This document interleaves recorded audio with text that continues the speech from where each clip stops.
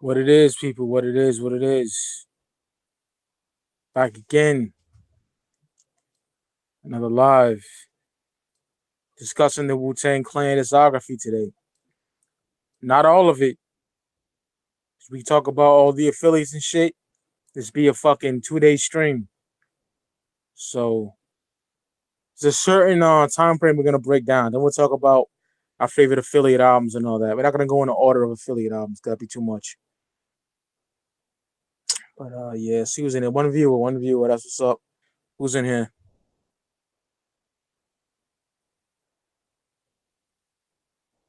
Who is in here?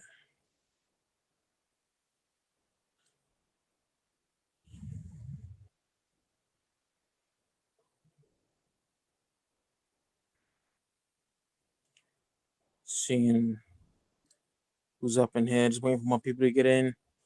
I'll be inviting the fellas around 4:30.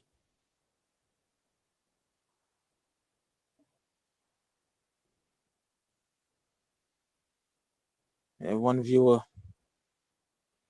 Who's up in here? Make yourself known. Steven, what up, bro? Can you hear me? I have to ask that. I know it's all the time because just to make sure, you know what I mean? Just to make sure, because you never know what these fucking technical difficulties with my phone. I'm buying a new phone soon. All right, good money, good money. All right, yeah. No, I got two people in here. That's what's up. Yeah, man, these is mad fun. You know, really, really enjoy this shit. Three people in here. Break digger, what's popping, son?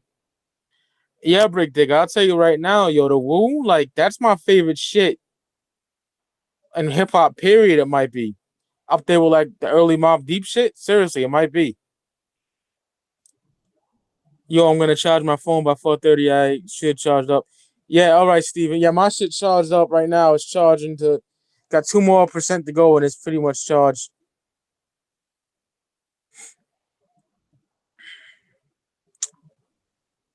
Hell yeah, brother.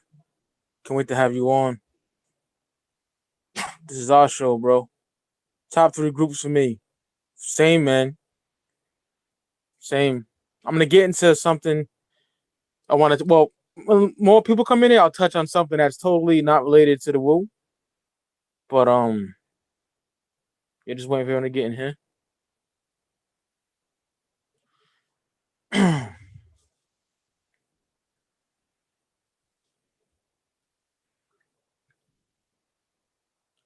What it do? What it do?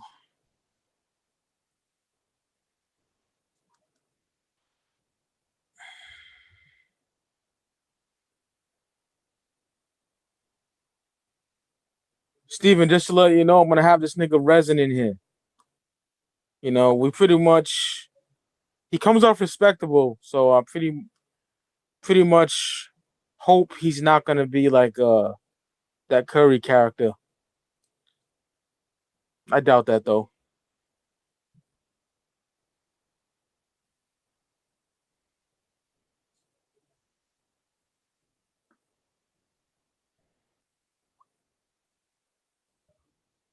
Yeah, Brick Digger. He don't seem like one of them niggas.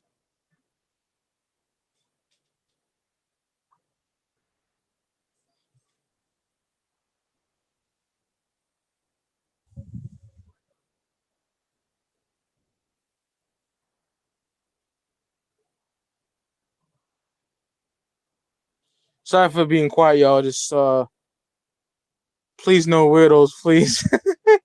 Facts, Steven. That shit was terrible, wasn't it?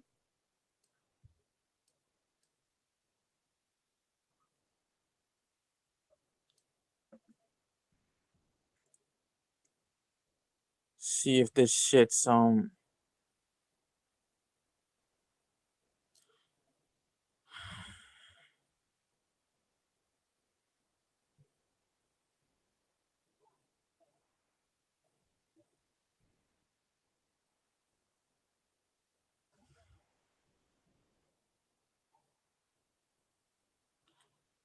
Trying to add, dude. Excuse my quietness.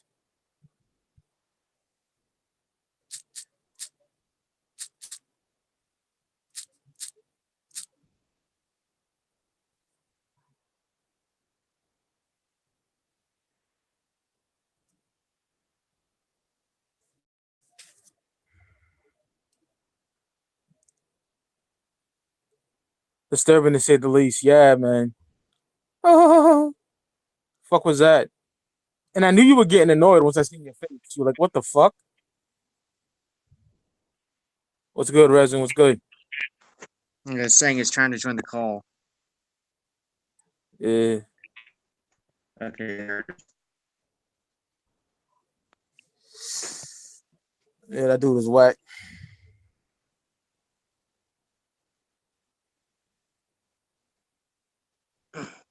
Got 4 people in here. Mm-hmm. That's what's up. Yeah, I want to touch on something before we talk about the Woo before Steven and Reg get on here, man. Like, there's this dude named by the name of Aguilar, the Don Oh yeah, Bishop. the dude that worked on Onyx's second album. Yeah, yeah. Steven, you know about Ag. You know, Mm. I don't know. That nigga's a clown. He just went on Twitter and was just like, fuck Westside Gunn out the blue, like for no reason, and just saying a bunch Yeah, of foul shit, you know? And I'm yeah, I like, yo, saw. uh, I like, mean, go ahead, his bro. his work with Onyx was dope, but for him just out of the blue to just start bashing like the cats that brought back the old school like vibe is insane. It is. It's like, you're mad because you couldn't do what these niggas did. Exactly. You feel me? Like, fuck out of here, son. So yeah, like Onyx is dope, but yeah, like I like that hype shit they do, but Griselda I still prefer, and Aguilar I think, like you said, I think he's just jealous that he hasn't been doing what these cats are doing right now. Like they are on top of the rap game. Yeah, easily. And the thing is, I'm not no Griselda fanboy. To think why I mentioned that because he said that Westside Gun is bad for the culture, and that is asinine to say.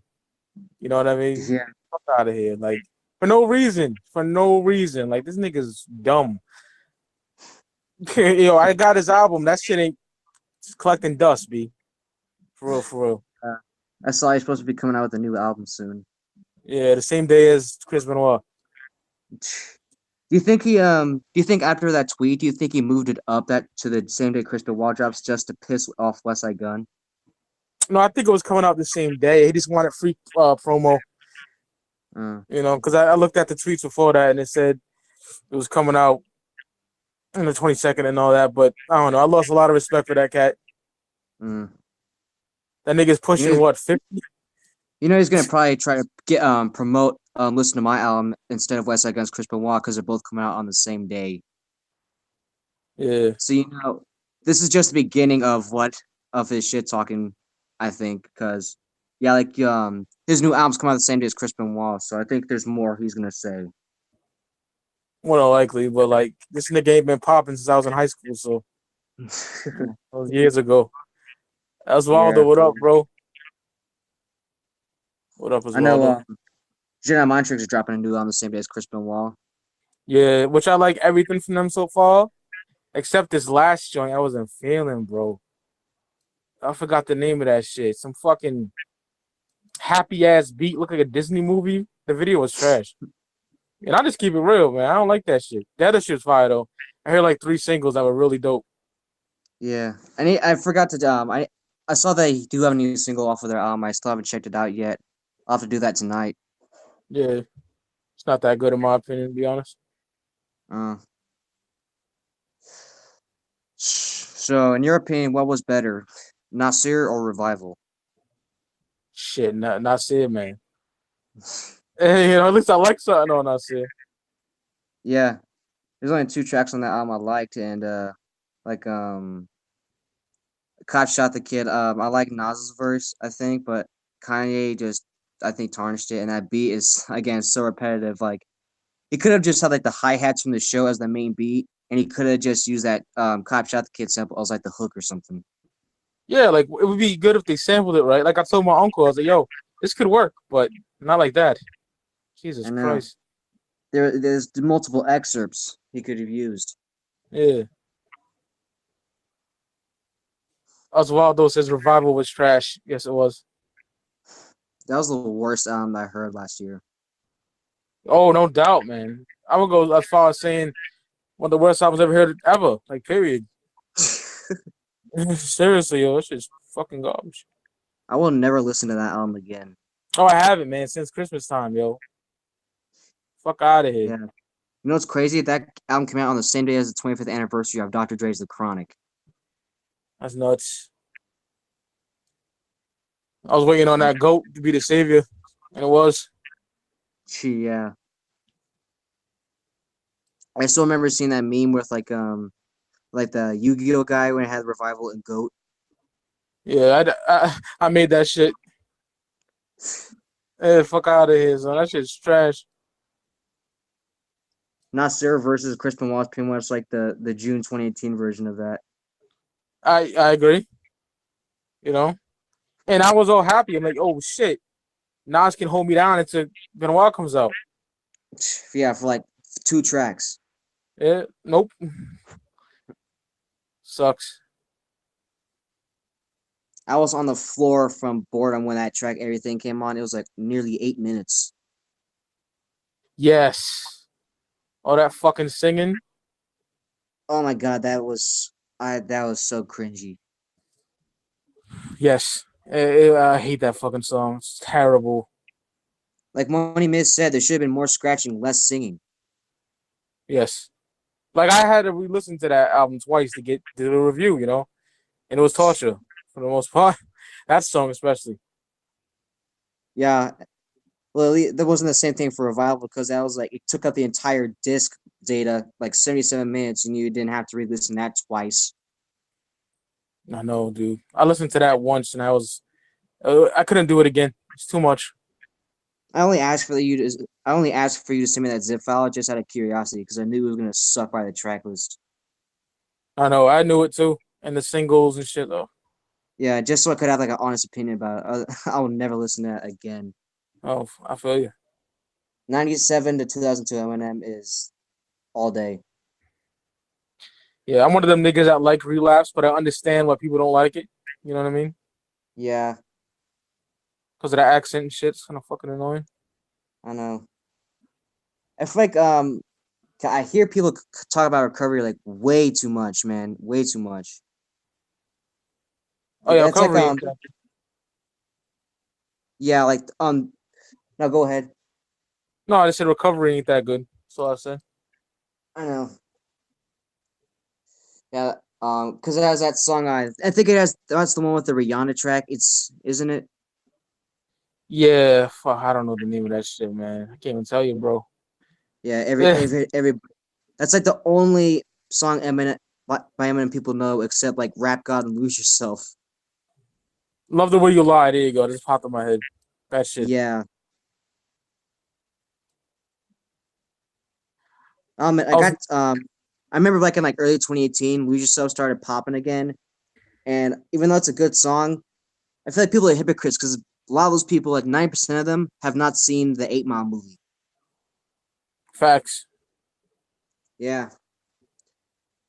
And that the music they play on that movie was fucking badass because that was like they actually said it in like the time where Eminem was coming up in like Yeah, 95. yeah Detroit like 95, 96 when he was about to drop before Infinite dropped, and they had like songs from like came around that time like OC's Word Life, Method Man Bringing the Pain. They had Cream. I heard that when Eminem was about to go on stage to take on Papa Doc. They had that playing in the background.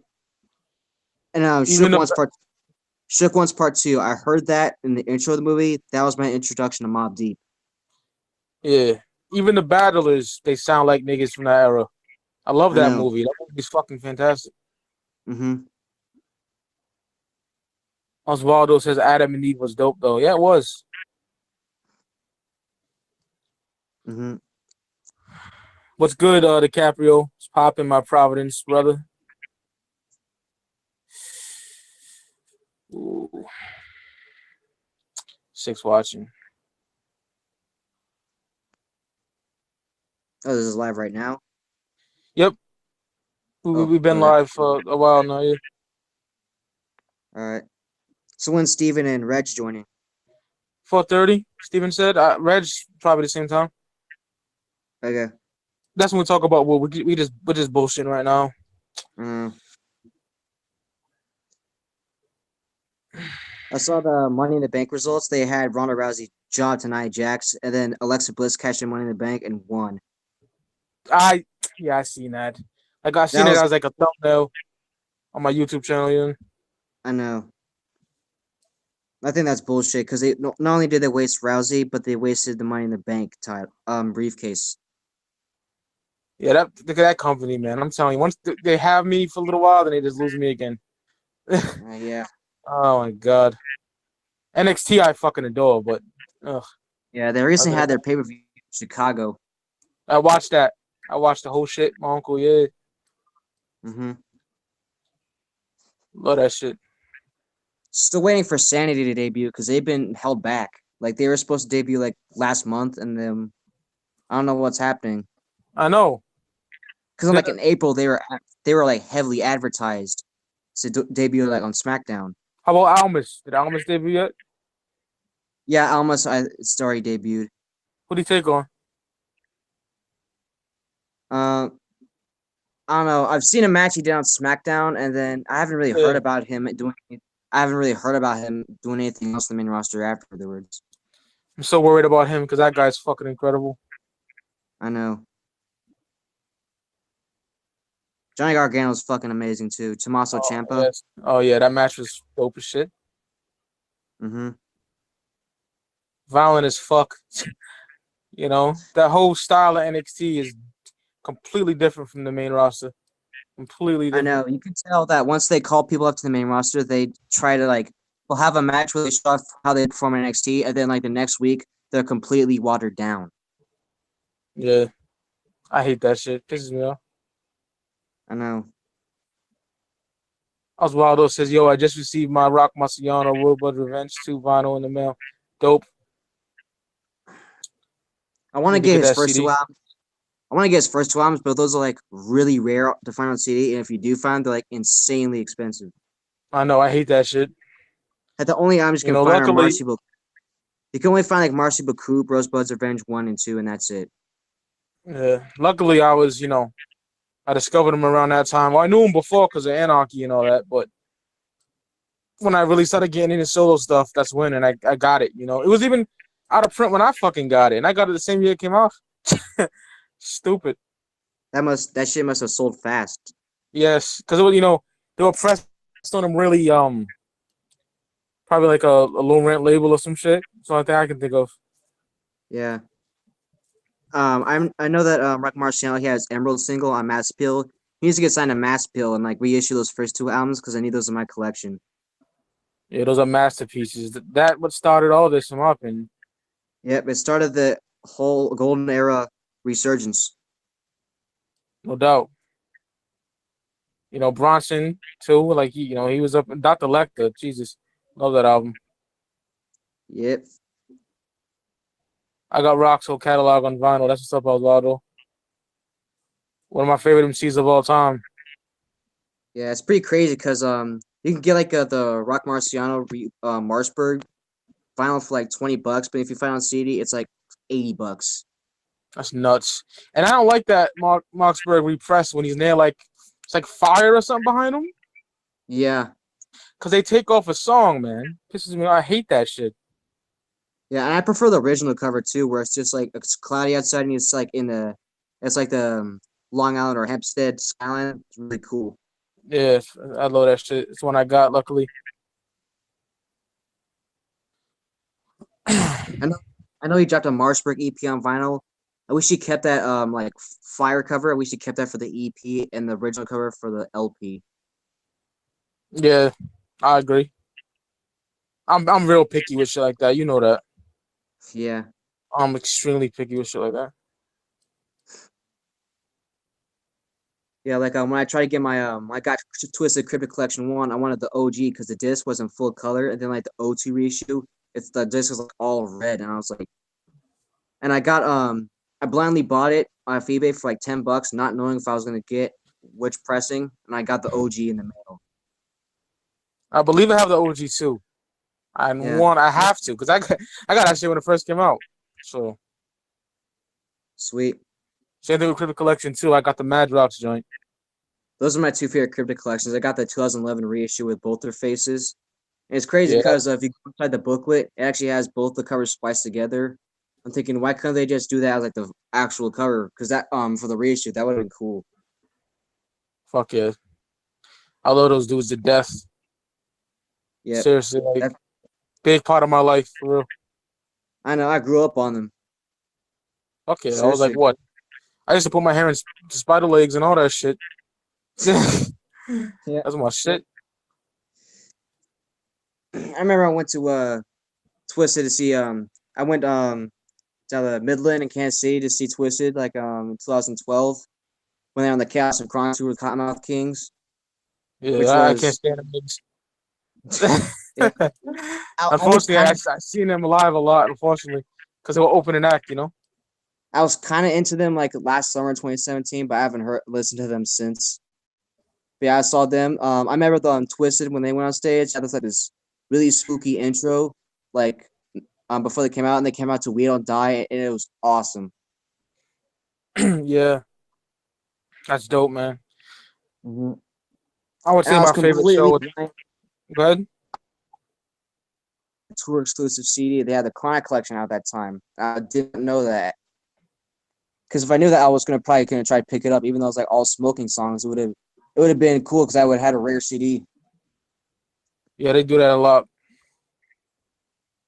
I'm still The waiting for them shows to and shit. drop Cryptic Collection.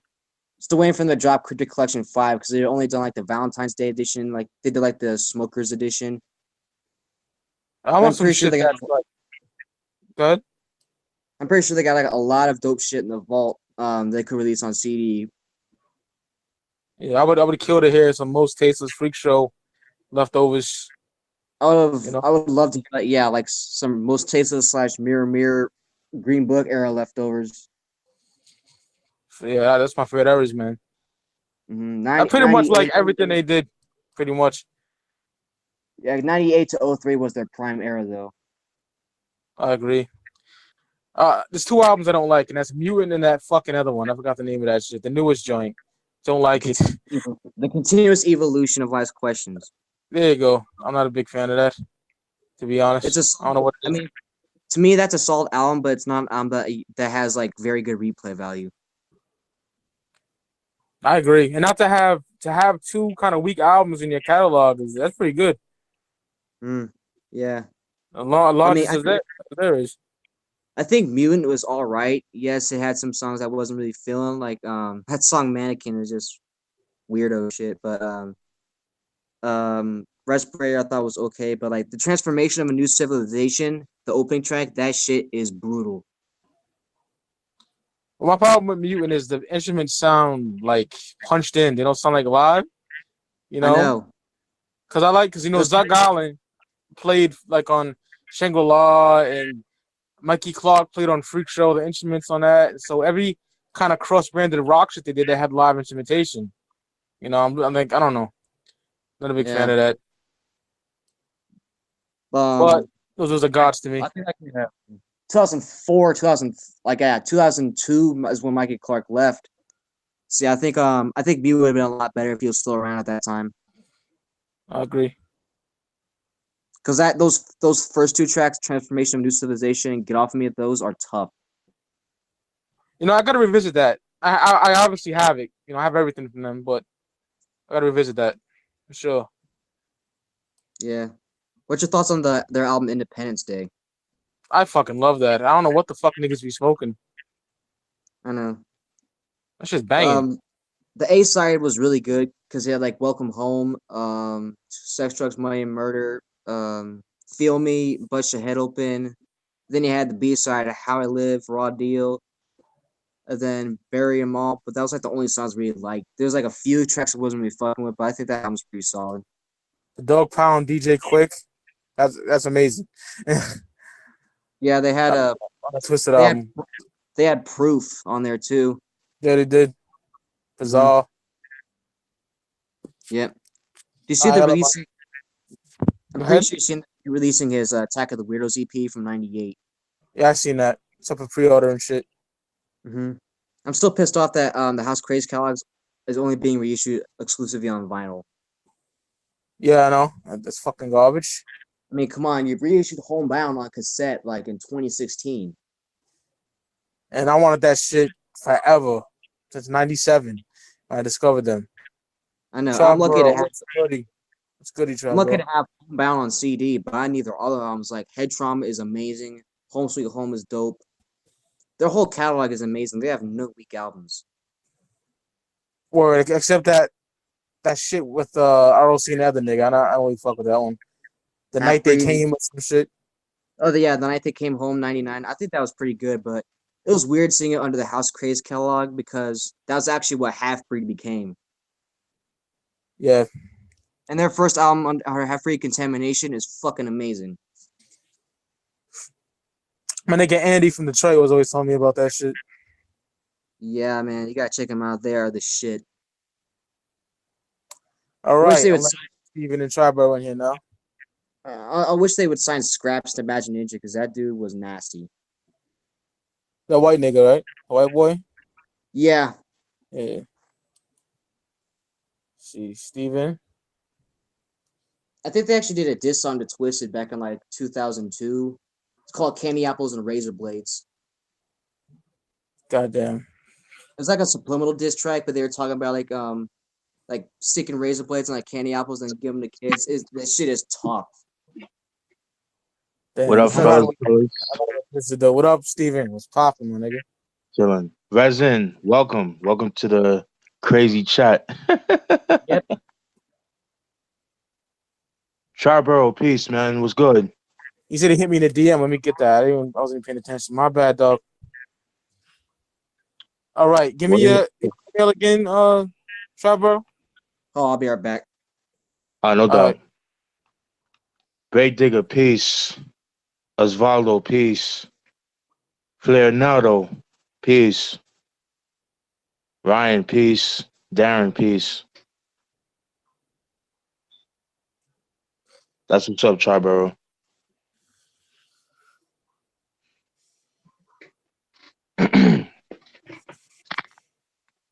Had to prepare myself, man. I had to get some water, man, because Oh yeah, man.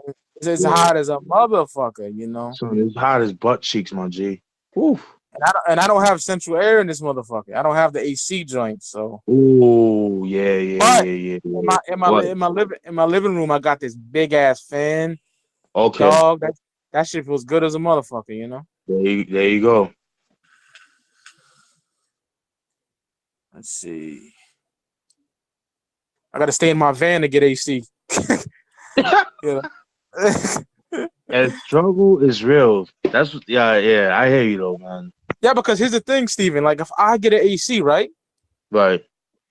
the fucking electricity will go out because I tried it before, and the landlord gotta Wow. fix that. The landlord gotta fix that, dog. Right. You know? Right. So once he fixes it, a way around it, maybe I can get one. Hopefully, you know. Right. This is, and they're not that expensive. You get one for like probably 300, 400, maybe the window units, right? Yeah, those joints. Yeah. I like going to my nigga Frank house, just smoking by the AC. That's mad comfortable. Oh You know? shit! Yeah, I could only imagine. Oh, yeah. And that's like my only friend in real life because other niggas is faggots out here. You know, I got mad niggas from high school on my page. They don't even bother with me. So I'm like, do you think? Right. No doubt. All right, let me hit Triboro up. No doubt. Have you heard from Reg? Yeah, I don't think is Reggie even on here. I didn't. Let me check if he's on Facebook. Hold on. Yeah.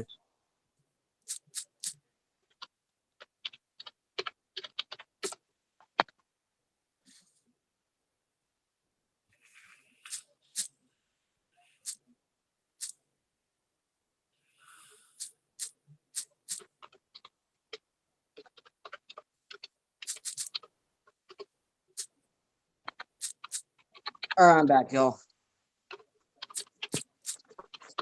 What's going on, Resin?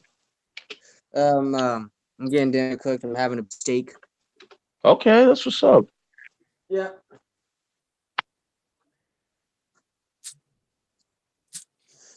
Yeah, I heard you guys talking about a little bit about the House of Crazies and stuff. Yeah. Yeah, I still like all that stuff. Yeah, like the what was the name of that? Like a couple of the albums from like 95, 97, but they're like only like cassette only though. That's the sucky part about those albums. They're very hard to come by. I know. I'm glad I have one of their albums, Homebound. I actually Yeah, have Homebound. I have the 2004 CD remaster, and I also have their 2016 cassette repress, which I Oh, got in nice. like a bundle. I got along with like the Twisted and Most Tasteless, the Fetus cassette, Green Right, Book right, cassette, right, right. Green Book Okay. repress on CD from 2016. Okay, okay. Yeah, I still have that. those. No, go ahead. I My still bad. have that Green Book sealed because it came sealed. Got you. Yo, Yeah, Mike. right. Red says he's Yo, on his way home. all So he right. says he just got home. He's gonna connect his mic. Facts. All right. What up, Nath? How you doing, bro? Peace, Nav. Peace, Nav. That's the homie right there. Hey, Dope yo, Steven, producer too. What's up? I want to get you up. Yo, this nigga Aguilar, man, hating up for no reason. That's wild, corny, son. Yo, I'm sorry. what the? What, that shit just came out of nowhere. I'm like, what the fuck is going on? Yeah, that nigga's a clown, son. And trust me, I respect the nigga. Yeah, me That's too. Me whack. too. But how did it start? He just basically said fuck Westside Gunn out of nowhere for no reason. I The guess just fuck? jealousy. Yeah, and he was talking shit to Conway too. What's up, Triboro? What's good? Triboro, peace. What's up, Troy, bro? Yo, Triboro, did you hear about Aguilar's tweet about Westside Gunn? Yeah, I heard about it today. Actually, Yeah, that's what we're talking about right now. it's crazy. So unexpected, man. Very unexpected. I'm like, what the fuck is going on? That's crazy. Blow the And I dust. like Blow the, Aguilar too. I just feel like for him oh, to yeah. come out and say that is something like, what's wrong with him? Yeah. Like Yeah. how was West? How was West bad for the culture, nigga? He's elevating the culture, you Right. cocksucker. Well, that could be jealousy too. Like he could be jealous. Oh yeah, of, he one of them bitter old niggas. Absolutely. right. Nobody's talked about him since like the 2000s. That's a fact. It's in the Purple City era, nigga. Get out of here. I think it's just another way to promote his album because it's all coming out the same day as Chris Benoit. Yeah. That's crazy. Cause I know he live out in Cali, and he be fucking with like Hush Kingpin and Smooth and them niggas. So Right. Yeah, I know they and where, reconciled. I know they reconciled their beef. Both Lord Wavy and them. So and Westside Gunn. So I don't know. That just came out of nowhere. yeah, Hush is that dude. Wavo, Yeah. that's my nigga. Yo, West told Hush, he's like, come get your mans. That's what he told him. Oh man, this Friday, y'all. Oh man, Yeah. I can't wait, bro. Yeah, my uncle Brian's coming out to town Thursday, and we're gonna hang out all day. I think he's gonna fly back that same night. I wish he was out here for an extra day because I want him to hear this Griselda shit because that's the same day Chris Benoit drops. Fuck yeah, bro. Yo, Resin, where you from originally? Like, where you at right now? You don't mind me I'm in asking. the Kansas City area, like around Kansas City, Kansas. Oh, okay. That's what's up. That's what's up. Yeah. That's what's up. You a Chiefs fan, Resin? Kind of a Chiefs fan. I'm more of a Royals fan. Yeah. True. They have a dope stadium, the Royals. They still have the like the waterfalls or whatever, the water springs. Yeah. Nice stadium. I mean, I can't really hear what's going on right now because I have bad reception. So it's like Okay. it's kind of like chopped up, but sometimes it'll be clean. Got you. No, Yeah. I was just asking if the Royal Stadium do they still have the water springs? Oh yeah, the water fountains. Hell yeah, they do. Yeah, that's dope. I always thought that was pretty dope. I went there for a game like in late April this year. And they're still Okay, there. that's what's up. Yeah, I'm hoping Yeah, to go man. back. Hoping to go back for a night game like sometime this summer as well. Oh, that's dope. That's dope. Because I haven't really been doing nothing this summer, just watching Mike's live streams, recording demos, and writing Okay. lyrics. Word.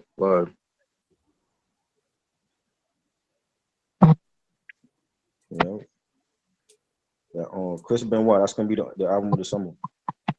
Oh, no doubt, Album of man. the summer, album of the year. Yeah. You see the production lineup, nigga? It's crazy. Jada and Buster, like, Pete ooh, Rock, yes, Alchemist. Alchemist. That's Static like a Shock. dream. That's a dream. Like if you wanted to do an album, that's the dream album that you would want. What's up? Word. You know. What up, Reg? What up, Reg? What's up, Reg? Reggie Reg, peace. I'm the only one on camera. I don't see nobody else. Nah, I could put myself Yeah, I'm on. not on But that my hair's all fucked up, so I just have my shit off. I don't like put my shit on because I gotta hold the phone in my face for hours, and that shit's annoying as fuck. I feel you. Yeah, I have my camera off, so I hopefully my phone like this call runs better. Yeah.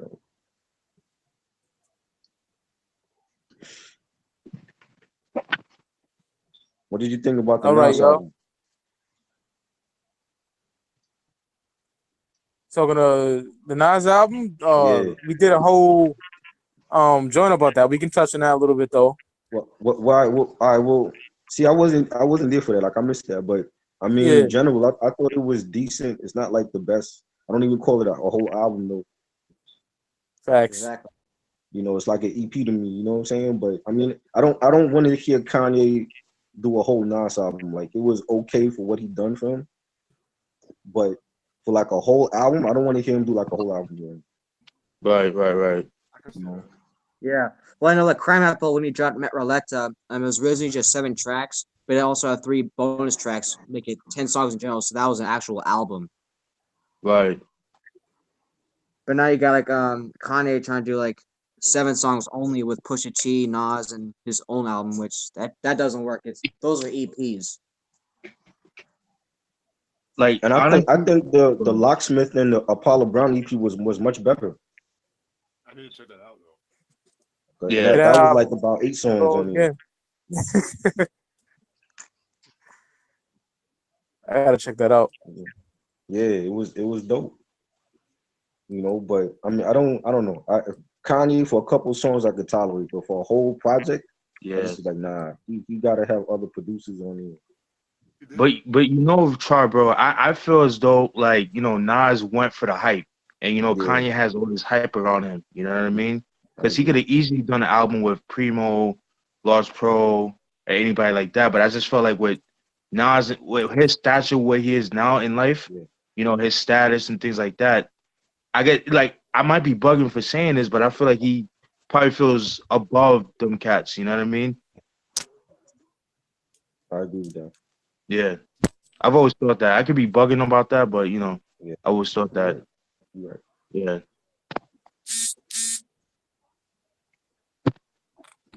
All right, y'all want to start on this Wu shit? Yes, sir. Oh yeah. Question. I was thinking first we can like give our introduction, like how we got into Wu, All right, we can do that. We'll break on to the albums and stuff. And Reg, you said something good. Where do you want to stop? Because you made a lot of sense with that. Like, I said, let's stop at the W album. yeah. Okay. And we get into this our favorite solo joints or whatever. Yeah. All right. Anyone can set it off. Who wants to set it off?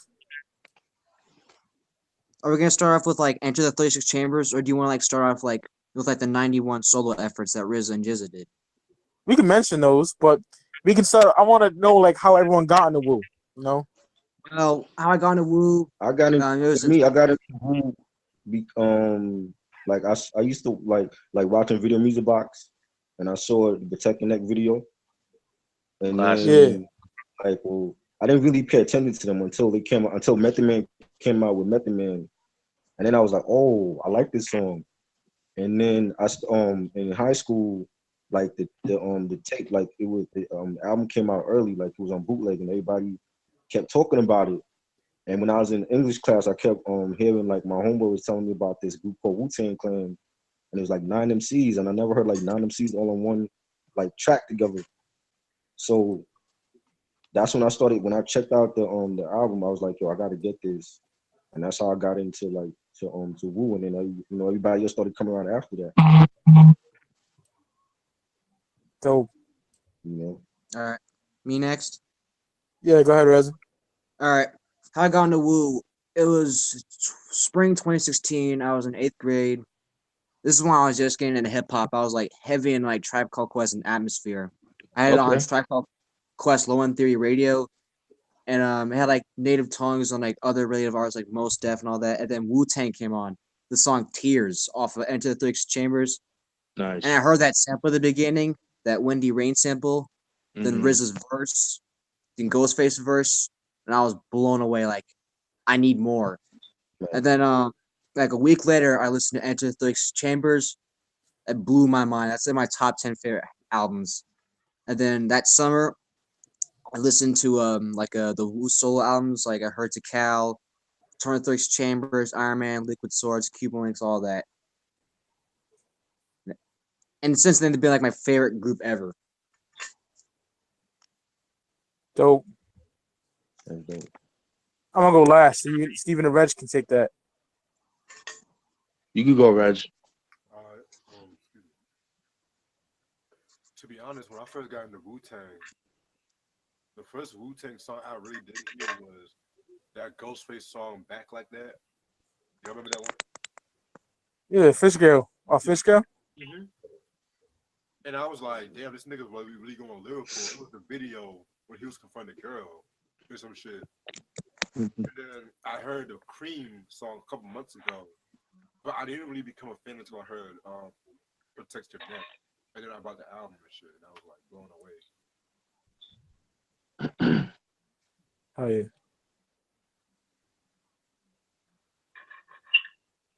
That's all, Reg. Yeah, that's all. All right, bro.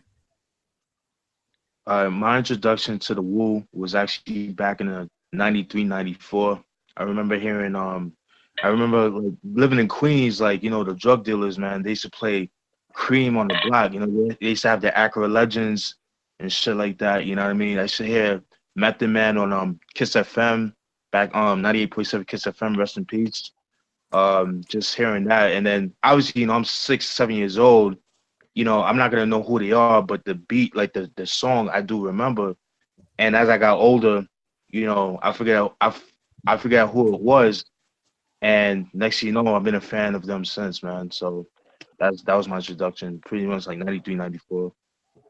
So Yeah. me, it was 1993. I don't know if I know Steven's old enough, and I know Tribero's old enough. Ever hear of some VHS tapes called Rock Music Monthly? yeah, Yeah, I You get them in remember. the mail? Yeah, yeah. Hmm.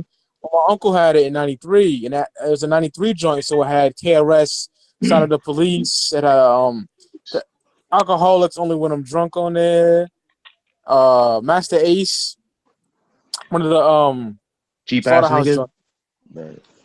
right. Yeah, that joint. Yeah. Okay. Yeah. That Maniac Dum Dums Busted Scientifical. That shit. Yeah. Yeah. Yeah, Yeah. yeah. Yeah. And I was like, I was enjoying all those videos, but when I seen the mystery of chess boxing, my nigga, Ooh. yo, I was blown away. I said, yo, fuck Power Rangers, nigga. I'm putting this down. I'm getting into music. You know what I mean? Right. And Right. that made me buy cassettes. You know, Okay. seeing Okay. that. Like before that, I heard Yo Bum Rush the Show and Long Live the King on vinyl. You know. But once I seen that, my dude, it was a wrap, you know? Because I'm into ninjas and all that shit at that age. You Right. feel Same me? here, man. So when I seen that, I'm like, yo, these niggas rhyming, and it just blew me away. Absolutely blew me away. Then I got Enter the 36 Chambers in 95, along with Ready to Die in 1999. So that's my story. Yeah. That's what's up, yo. All dope stories, by the way, too. Appreciate it. Appreciate it. Oh yeah. So want to get in Jizz? Oh, no problem. Want to get into Jizz and RZA solos, or just get into the 36? Yeah, we could do that because they're like pretty much like the founders of Wu. You know, they were like the foundations and shit. Yeah. All right, who's to Real go quick, first? I'm not too familiar with Words from the Genius. Like I heard it. I can set it off real quick. All right, go ahead. Like Words from the Genius, I heard it, right? Yeah. I heard Words from the Genius, but I gotta revisit that album. You know what I mean? Right. And I was like, it's alright, but I already hear Liquid Sword, so I'm like, I was expecting something like that. You know what I mean? And I was like, oh, it's okay. And as far as like French Rakim, I'm not too keen on that, to be 100% honest with y'all. No, You know, that's all my thoughts on that shit. Okay. Basically,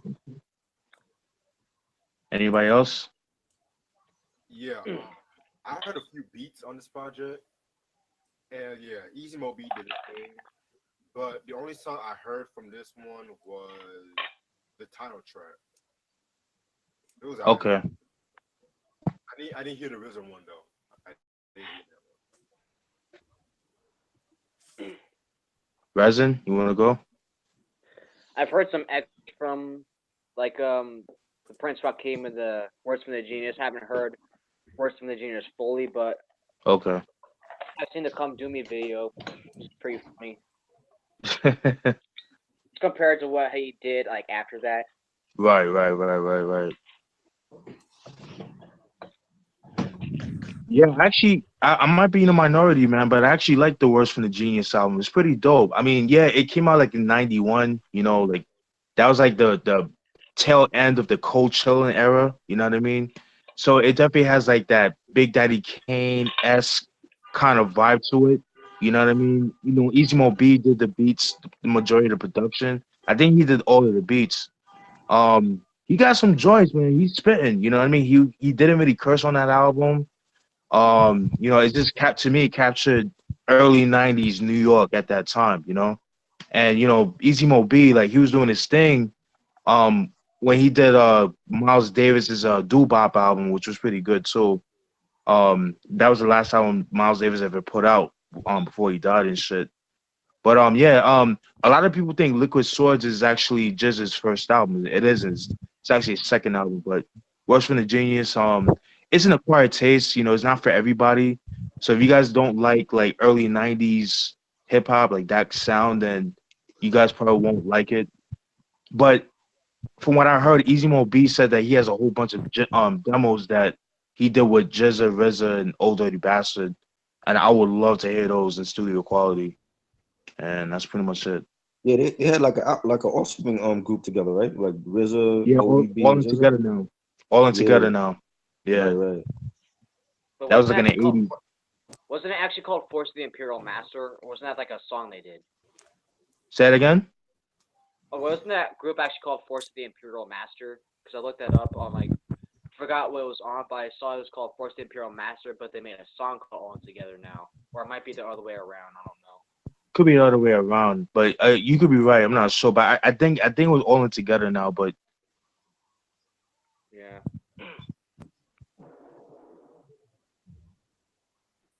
Can't always trust Wikipedia and shit.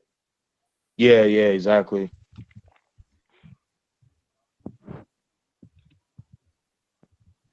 Triboro, what's your thoughts on those joints if you want, if you heard them or not?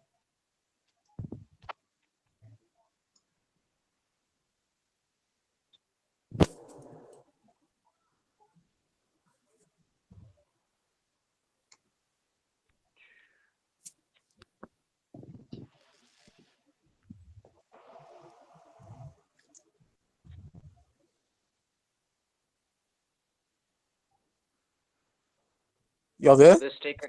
Yeah, we this there. sticker guy actually has like bacon around it.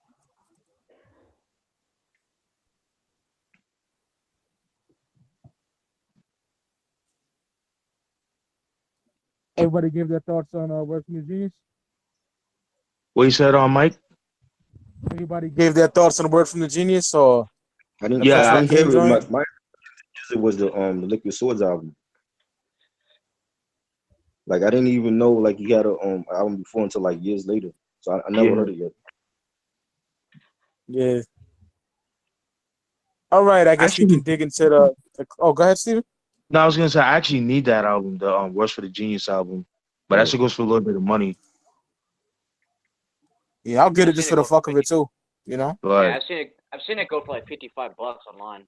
Wow, God, that's Yeah, crazy. Yeah. it is cold chilling. So yeah, that's true. That's true. Yeah, Cold Chillin', everything Cold Chillin' is fucking Pablo Escobar brick money, nigga. yeah, because That's Stupid. an OG person. That was the label back in the day. Absolutely. You know, and Kane Mm-hmm. and Jizza. Coogee Rap. Yeah. Shantae. All right, so I guess we could start with the 36 Chambers album. I love that album. I Bonafide especially classic. the intro. Like the intro is like one of the best to me. Like just it was so like funny and creative, and I never heard no intro like that before. I remember hearing that intro on Stretch and Barbito back in the day, and Yeah. they played like the whole thing. They played like I think they played like the first four tracks from that album, intro and Shimmy Shimmy, Baby Come On, and I was like, yo, when I heard that, I was like, yo, I got to get this joint because it's Right. ODB and funny, and he had bars, you know, Yeah. and the production was like vintage RZA production. Mm-hmm. You know, and I feel like that album is slept on. Like when it comes to like Wu solo albums, and they talk about like the best Wu solo albums, and I feel like people forget that one. Like they always say, you know, only built for Cuban Linx and Liquid Yeah. Swords and Iron Man, but the people forget the ODB. They forget his like he had talent. No, I agree. I agree. Okay? I I agree. love that one. The second one was okay, but I love the first one though. Yeah, the first one is Dirty. Yeah, Oh, yeah. Triboro. Rawhide. I remember Rawhide was on the Tales from the Hood soundtrack. Yeah, And yeah, yeah, yeah. Let Me At Him, I think yeah, it's I forgot it. yeah, No, you know, Old Dirty's back, I think. Some shit like that. right. And the Snakes joint and you know, cutting heads. I love all of those joints. Yeah. Even like the way that it was produced, like RZA left all the mistakes and like the editing was bad, the treble is off, the bass. He Yeah. just left all those mistakes in the album and just make it like a classic just like that, you know? Right. But if you put an album like that today, niggas will fucking go crazy. Exactly. Like, oh, she should have made this better. And you know, like niggas like to nitpick. Like, niggas shut the fuck up, man. Like, yeah. You know. But it was great. I love that album. Yeah, me too. We're talking about ODB. First of all, Enter Yeah, 36, no? yeah. Enter. No, Return. You talked about Return to the 36 Yeah, Chambers. the ODB album. Oh, because I thought we were gonna start off with the first Move joint, but it's all Yeah, we good. could do that. Yeah, that album Even is even just a even bona fide classic. my bad. Even the first Wu album was like I said, like when I first heard it, I was like blown away because I never like heard like a whole group like with non-MCs all on one track, and they all had their Right. own Yeah, style. Like they didn't sound like nobody back then. Like Method Man didn't sound like nobody, and Jizzy didn't sound like nobody, and Deck and Master Killer. So it was like non-MCs, and they all had their own unique style. Like you don't even hear that today in today's music. Nope. You know, and that's what make them so great because it was like they all got even like the offspring groups like Killer Army and Sons of Man, they don't sound like nobody that's out now. Right. You know? And facts. like these are legends in the game and they still doing it and relevant even in this day and age, you know, and that's why I love them so much. They like one of my favorite groups, you know, and it's a timeless, you know, hip hop album. Like for anybody that want to get into hip hop or they don't know who Wu-Tang is, that's the first album you should start with. You start with that one. Yeah. Yeah, yeah. You know, That album's amazing to me. It's just the fucking 13 songs of fucking excellence. Like it's not one dud. It's 9 MCs doing their thing. I've had to pick a favorite track. Shit, man. What would it be, man? Probably Mystery of Chess Boxing, man, because they all caught a body on that. Yeah. You know, and Cream, of course. Clan of the Front. That's so underrated. That song is so Yeah. underrated. Fuck yeah, Bring the Ruckus. Yeah. Yeah, I love that joint. When I was a kid, I used to get pissed off about that album because it was so low.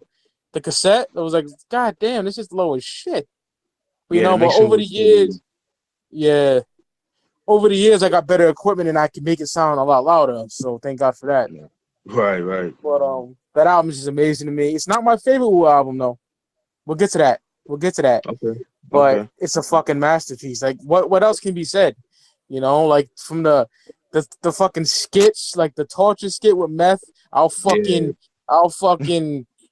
stab your shit with a rusty screwdriver, blow, and all that shit's dope. Yeah. Hey yo, what the fuck my killer tape? All that shit, son. Right. Yeah. Classic. That's basically my thoughts on the album. What else can be said? You know what I mean? Speaking of which, Right. that Killer Tape skit, I think the original Seventh Chamber might just be the most underrated track on that album. Because I agree. Oh, Resin, we lost Resin. What the fuck happened? Yeah. Damn. What the fuck? Oh well. Who's next? Talk about this masterpiece. I guess it's me. All right, Reg. I'm not gonna sound like a broken record, but it's a classic, hands down. Like that's just one of those albums you introduce people to hip hop to. The style was so distinct at that time. Um, every track was a damn banger, man. Every track was just so phenomenal. I can't even pick a favorite track. It's crazy. I know. Like I'm looking at a track listing right now, and I'm just like, damn, I can't even pick a favorite track, man. It was crazy. And you know what's really crazy though? A lot of What's fans that? hate the song "Can It All Be So Simple." Really? Yeah, a That's lot like of one of the best songs. that was like the first song Ray and Ghost like really did together and shit. Like really, they said it was And you know too what's funny? sentimental. And you know what's funny about that, Reg? Sorry to cut you off, but all these motherfuckers, man, these fake ass low heads that they want to capitalize on old vintage polo and shit. They don't realize like that the Snow Beach, became popular because of that video. Exactly. Right. You know what I mean? But that's crazy that people don't like that song. So I love that. I could listen to that. I could listen to the instrumental like just by itself, and that's how good it is. But my bad. Keep on going, Reg. I didn't mean to cut you off. Oh no, you good. Like that Gladys Knight sample was just so eerie and shit. Oof. And also one more thing. Mm-hmm. One song which I fucking love that not a lot of people talk about. Wu-Tang Clan ain't nothing to fuck with. Yeah. You know Method Man co-produced that beat too, right? I heard about that. Yeah. Pretty crazy, like Yeah, that's dope, man. That bass line, doom, doom, doom, doom, doom, doom, doom. Woo. Method that beat, right? yeah, him and RZA. Yeah, him and RZA. That fucking video was like a montage of all the other videos and shit with the fire. Making Yeah, fire. Oh my it's so gritty. That video is so grimy, man. I love it. fucking Vivo censor that shit, man. Fuck that bullshit. Are you serious? Oh man, I hate Vivo. I know. I hate that shit. That's Vivo all can my eat a dick. right. Official hip hop, man. That raw dirty shit, but yeah, Same here. fuck it. Yeah, man. For me, man, I fucking love this album. This is a masterpiece, man. It is well deserved to be, you know, in the high, like in the toast of like the Midnight Marauders, the Chronics, and Doggy Styles, and the All Eyes on Me. Albums like that, Ready to Die. It definitely is well deserved because for one, like Triboro said, everybody had different styles, but they're all dope. You know what I mean? Like that's very rare today because it's bad enough that we don't really have a lot of hip hop groups to begin with because everybody's have such an ego that everybody wants to be number one. Like not everybody could be winners. Just know your place in life and Just keep doing the best what you can do. I mean, Bring the Ruck is definitely my favorite song of the album, believe it or not. I just love the piano, like the dusty drums, hard drums. I just feel like a whole bunch of niggas grabbing this one dude in the ballroom, just torturing that nigga. Like I could just in a cold winter, and it's like banging his head in the fucking boiler and shit like that. Just crazy shit like that, man. Clan in the front, Jezza did his thing on that joint. Can it be also simple? Love that joint. The video's dope. I think that was Hype Williams' first video, if I'm not mistaken. One of his first. It's one of his first, right? Actually, Yeah, Um, that's early. That's like got him early out. '93. That video got yeah. him. Wait, sir, Reg? Oh, I hate to cut y'all off though, but I was just saying that video and the One More Chance remix video got him out there. Yeah, exactly. And because like that video is just so clean compared to the other ones, because the other ones you could tell was like real low budget Yeah, camcorder, which I love because it adds on to the track. Exactly. Um, I mean, just the whole concepts of the songs, man, is just so dope, man. From the skits, the productions, just love how dirty it is. Protect Your Neck. I mean, I love that joint. My only gripe with the album version of Protect Your Neck, I hated the fact that it was edited. Man. You had to get the Yes. vinyl. Yeah, you had to get the vinyl version to get the bloody version, which is the dirty version. Ironically, But It's though. It's like, ugh. right, and Sticking. the last, and then Wu-Tang the part two, Seven Chamber part two, fire. Great way to end the album. Yeah, that's all I got, man. It's just can't speak of anymore. It just has that early, like late December, early January, bitter old man's winter cold type shit. That kind of Don't vibe. nobody just no nobody describe albums like you, Steven. Like that's dope. Yeah, That's dope, man. You know what I like yeah. about the Appreciate it. Can It Be Also Simple video too? Mm. MC8 is in there. Yes. Y'all notice that? Oh, I forgot. I didn't Yeah, know. I didn't notice that after all until like recently. Yeah, that's Yeah. crazy. Motherfucking Mr. G. Yeah. Yeah, With his Jerry Curl and cold ass New York. yeah, man. Yeah. Staten Island, nigga. Yeah, All yeah. That's right. straight Wanna like Atlanta. yeah. Wanna go to the solo albums that came after this or wanna just go to Wu-Tang Forever? Let's do the group albums first, and then we get into the. Oh, if you want, it's up to you, Mike.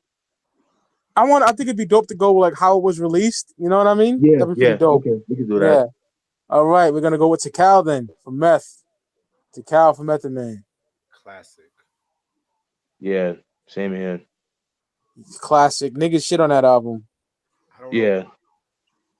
I didn't actually think, but like when I first heard it, I didn't actually think it was a classic. Like it grew on me because, like at the time, Method he was like the hottest thing in Wu, and he was doing all these Yeah. collabs and everything, and I felt like it was underwhelming. Like, I mean the tracks. I mean we got like what it was like 13, 14 tracks on there. Yeah, like I 13. felt like it was underwhelming because like I just wanted I expected more from him for that with that album, and I felt like maybe at the time he didn't deliver, but looking at his discography now, Right. I feel like that's his classic album compared to everything else that he dropped. But Okay. like back then it was kind of like we deserved more from him. Like I just felt like when you listen to like the Wu album, I was expecting like more production like that for his album. But I mean the tracks was dope. You know what I'm saying? Like I love Mr. Sandman and Oh, I love that. Whew. yeah, Release Yourself, and I like those tracks, Biscuits. But I don't know. I expected more from him with that album. You know, Right. that's definitely like my favorite out of his out of all his albums or whatever. Right. But it grew on me like after a while because I remember when I bought it, I didn't like it. Like I played it, I was like, it's okay. But Right. like over the years, that's when it grew on me. Like, okay, I like this album more and more now. Right. You know, I guess that's by default because of because I didn't like. I mean, I liked to Cal 2, I just thought it was like the skits, it was too many and it was long. It should have been a double album. But after that, I didn't really like his other stuff. Like, the Day After project was okay, but I didn't like Cal 3. I didn't even listen to the other joints, the Meth Lab or whatever. Yeah. But I feel like Cal is his opus. That's the classic in his discography. Okay. Word. Word. Who wants to go next? I'll go. Okay. Definitely like every time I listen to Cal, I always picture like a fucking blue light party or some shit. Like you know them old parties you be having like in the basement, kinda. Yeah. Yeah, it always has that fucking vibe and shit. Like how fucking dirty everything was, and then Yeah. Method's voice just fucking was like butter on them beats and shit. Facts.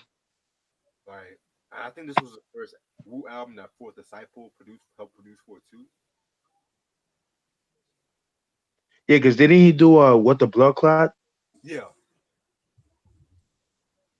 Oh no, he did Sub Crazy and PLO style. Okay. Okay. Yeah, fucking classic.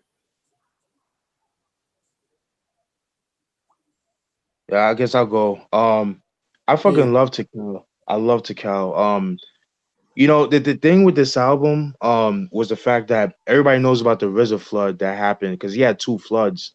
And I think with this album, this came out this album was during the first one that RZA had in his basement.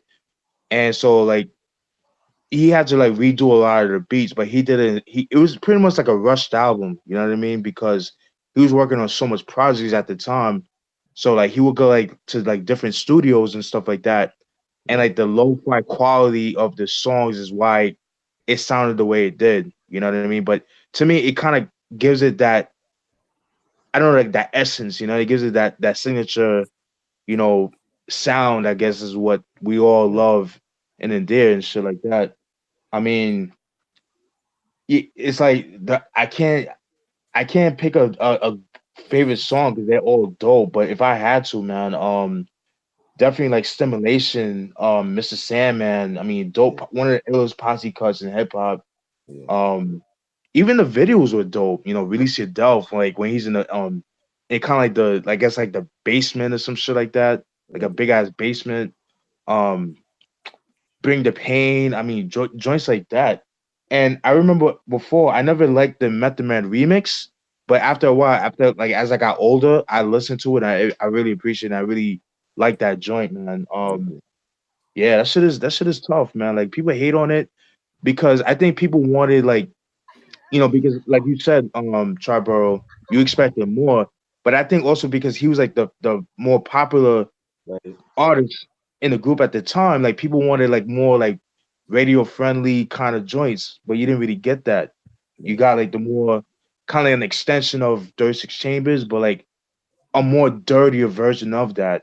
You know what I mean? But I love it, man. What the Blood Clot, Memphis the Chef. Oh, and that song Memphis the Chef, the fact that RZA would have people like the members like they wanted a certain beat, they had to battle the next member for that beat, and that right, song being one of them ended up being the song for that album. I thought that was a dope concept. So shit like that, man. I mean, I fucking love it, love it.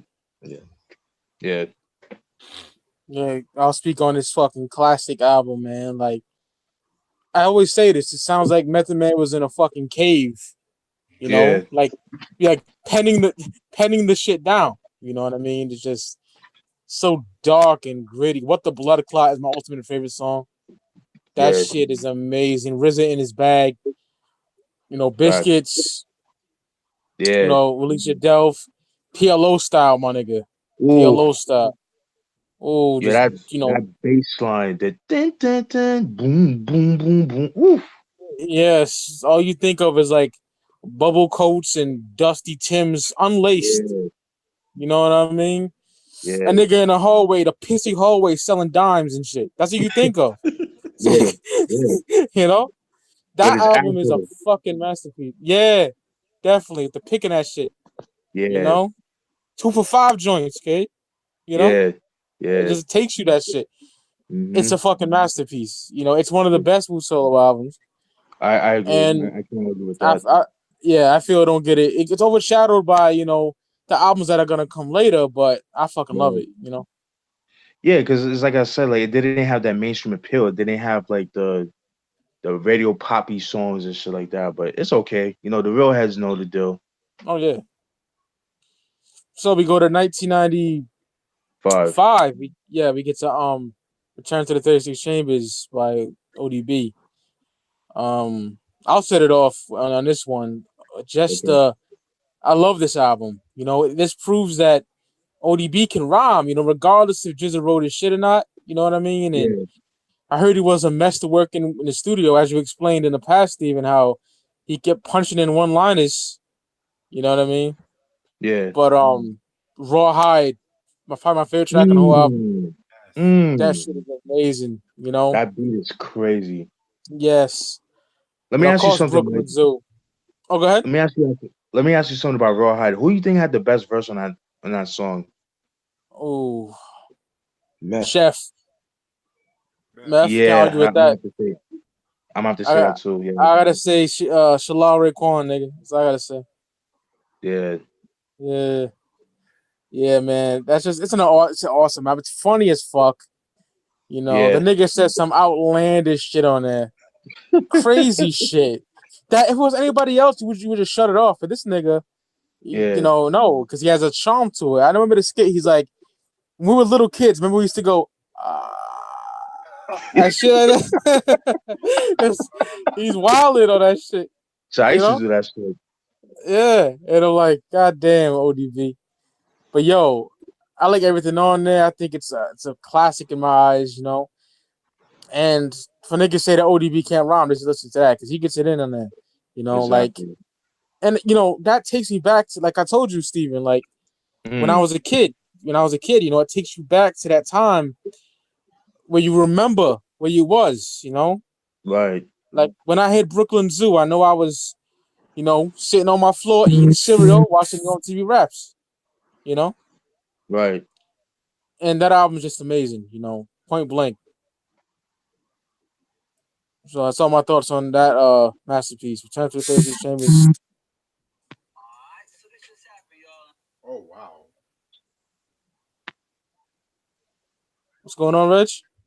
Oh, my fault. I got distracted by a news report that said that XXS Tenacion got shot, but my fault. No, it's all good. Yeah. That nigga dead or No, they say he's in a coma. oh shit. I don't like the nigga music, but I don't wish no one dead, so Yeah, yeah, yeah.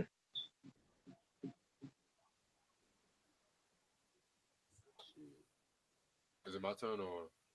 Yeah, you could go. Oh, and by the way, I think Resident said he'll join in a few minutes. all right. All right. 36 Chambers. The way I see it, it's like a sequel to the original 36 Chambers. Hence, Definitely. hence the title and like the production. I fucking love on some real shit. Like Hell yeah. it's like black comedy, surreal comedy, but it was still hardcore at the same time. Like the one thing I've always loved about that album was basically ODB really not give a fuck. His, his carefree attitude on that whole album. Like nigga putting his whole welfare card on the cover and shit. And crazy thing, this was nominated for a Grammy for best rap album, the first nomination and stuff like that. That's the crazy thing. Oh wow. And an album released like that today, like that would get like critically panned, all that shit, man. But fucking classic album. Hipper to the hopper, like Ooh. Oh yeah, Yo, in the fucking whip? That yeah, shit. Forget it. um to be real, I did like the song Drunk Game, Sweet Sugar Pie, mostly the beat though. yeah, yeah, yeah. That beat is tough. Like Luther Vandross. You do a good ODB impression, Reg. Yeah, you You do. sound just like that nigga. Which is good. On some real shit though. This nigga. On some real shit. The Shimmy Shimmy Y'all remix with MC8 though. But What? I haven't heard that. you haven't heard that? Nah, not that I remember, yo. It's What been an a odd while. choice too. I'll send it on Facebook. Hold on. All right, cool. 8 killed it. And even with this album though, you like it got him. I think that's why Mariah Carey wanted to do a song with him and stuff like that too. Makes sense. Yeah. Oh yeah, got E40 and MCA. I forgot E40 was on there. What an odd Oh, choice. yeah. Yeah, that's all I gotta say. All right, Okay. Triboro. I think you touched on it, but any more closing Yeah. thoughts? It's underrated. It's the underrated Wu solo album, and it was great. I just love the intro. I could just play the intro over and over again. I just love the way he was just so funny, and every time I hear it, I just start laughing. You know. Yeah, it's funny as fuck, yo. Yeah, like he could have been a comedian. Like he didn't even have to rap. Yeah. And I just love it. I just think that it was, the songs were dope, and the production and everything about it was good. Fuck yeah. All right. Now we get to 95 also. Oh, August I didn't get 1st. to. I didn't get to Oh, go speak. ahead. Okay, No, okay, yeah, okay. So, nah, you good. Nah, I'll try and make it quick.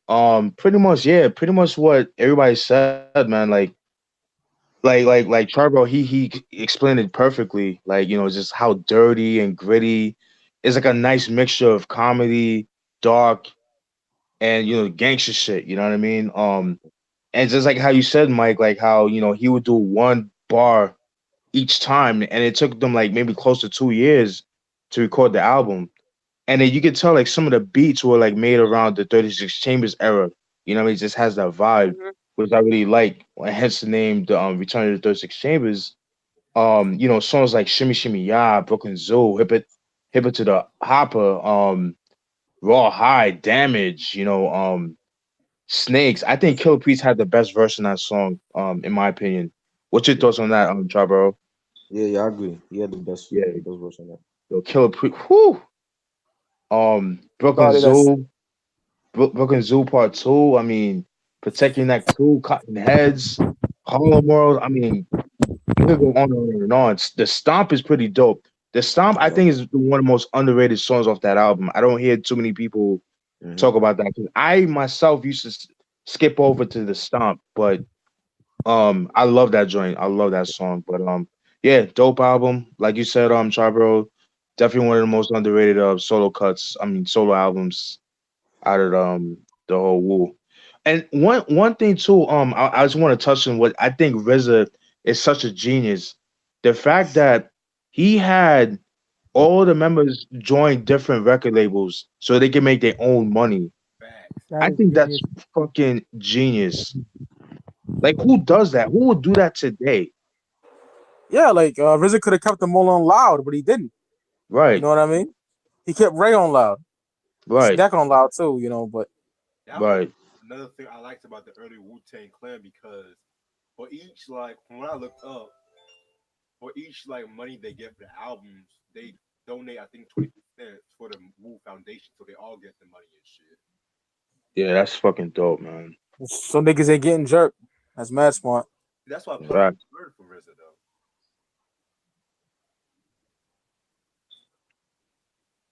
That's Where you want to get to the fucking magnum opus of the whole solo shit, my opinion. oh, this August 1st, 1995.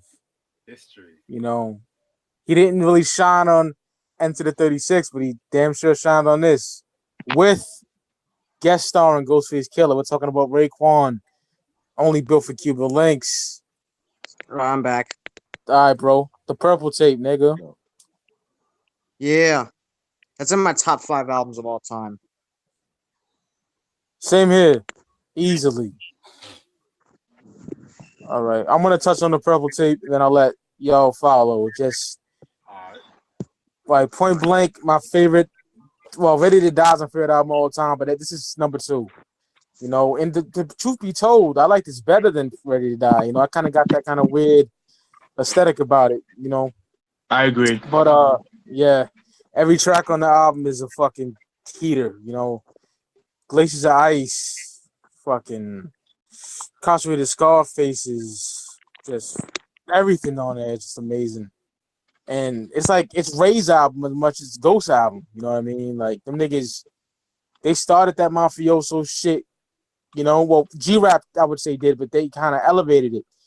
And even the slang, like you know, the Ayo and shit like that, and talking about dyeing the wallabies cream and blue and look fly for the summer. You know, all that shit was the next level shit. You know what I mean? Right. Facts. And the nigga had it purple. He kept the cassette purple because that's like you say he's slinging crack to the hip hop audience, and that shit was genius in itself. You know what I mean? Right. Like I got how you have the making of Reasonable Doubt on Double XL, Steven? Yeah. I have Cuban links like that. You know what I mean? Right. And Ghostface said them niggas were sniffing coke recording that album. You know what I mean? Like that shit's grimy as fuck. Yeah, I could You know? imagine. Yeah. Explains the interest of knowledge God. Facts. And they're really sniffing coke on that shit. You feel me? Crazy. Word. And this is the era when they were, rap niggas gotta worry about the goon niggas. Nah, man, the goon niggas gotta worry about the rap niggas because they were taking niggas shines back then at the tunnel. Yeah. Yep. Like Ghost said, they'll take a nigga in the bathroom and rob him. You know, and these are like Mace's famous chain, rap stars. What happened, Triboro? He stole Mace's chain. Yeah, he broke his jaw. Yeah. He broke Mace's jaw. Classic. Yeah. If I had to pick a favorite song though, Wu Gambinos. Ooh, that beat That's is so. my second favorite track. Yeah, man, that shit is nuts, yo. I can't say enough good things about it. It's a GOAT album. It deserves all the praise it gets. You know what I mean? Like RZA was in his bag. Those beats are fucking insane. Everything's on it. Glaciers of Ice, like I said, the whole fucking album is just fantastic. Anybody else can go. I'm pretty much done with this. This is my favorite Wu-Tang solo album, period. I'll go. All right, Rich. Well, like this is my second favorite Wu solo album, surprisingly. But I felt like this album right here is a masterpiece. Everything about this album was just so ahead of its time. Like I can't even like Rainy Days. Ooh, love that. Fucking Wisdom Body. Yes. Ghostface solo joint. Yes. Can we talk about that right quick? Oh, go ahead, man. Like Reg, have you heard the original version? Yes. With, Touch on that. Okay, yeah. So basically, I think the original version had the North Star beat, if I'm not mistaken, right? No, it was actually it was a Raekwon solo version. Oh yeah. It didn't have Ghostface. It just had Raekwon. Yeah. I heard that version. Yeah, Wade did his thing on that one too. On that Yeah. one. But Ghost though, when he said some shit like, hold on, what did he say? Oh, this bad bitch with the switch, and yo, I had to step to her in a manner, and rather wish the current was warm. When I had reached her, I looked and knew the shit was on. I was like, Ooh. he was on his pimp shit on that shit. Your waistline banging like a baseline? What? Like, my God. like niggas, if you want to make a song about picking up girls, listen to this shit. Facts. Like, this some grown man, like, but yeah. Fucking that one line. I'll grab my dick, you grab my joint, and know where to put it. Ah, man. Woo. But my favorite track is probably, ooh, Jesus. I might have to say Criminology is my favorite track. Ooh, yeah, and the video's dope too. Did Hype Williams do the video too? I'm not sure. I haven't seen one. Dude, that beat, the video, like Scarface vibes all over and shit. Yeah, yeah, And then even like the Shark Niggas Biters when they went after like Biggie on that. yeah, yeah. Like that's the thing. Niggas bit off a Nas shit.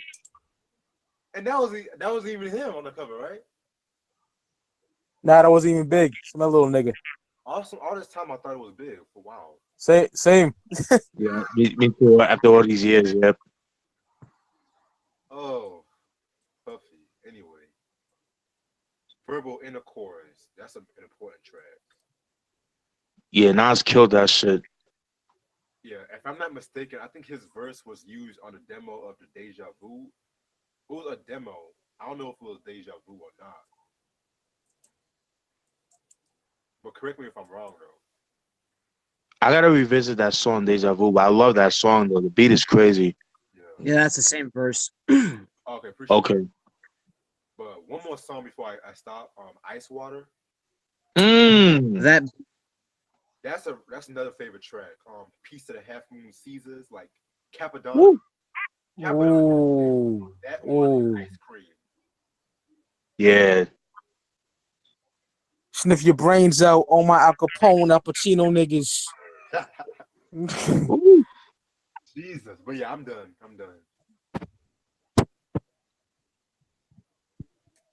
I'll go. Alright. Yeah.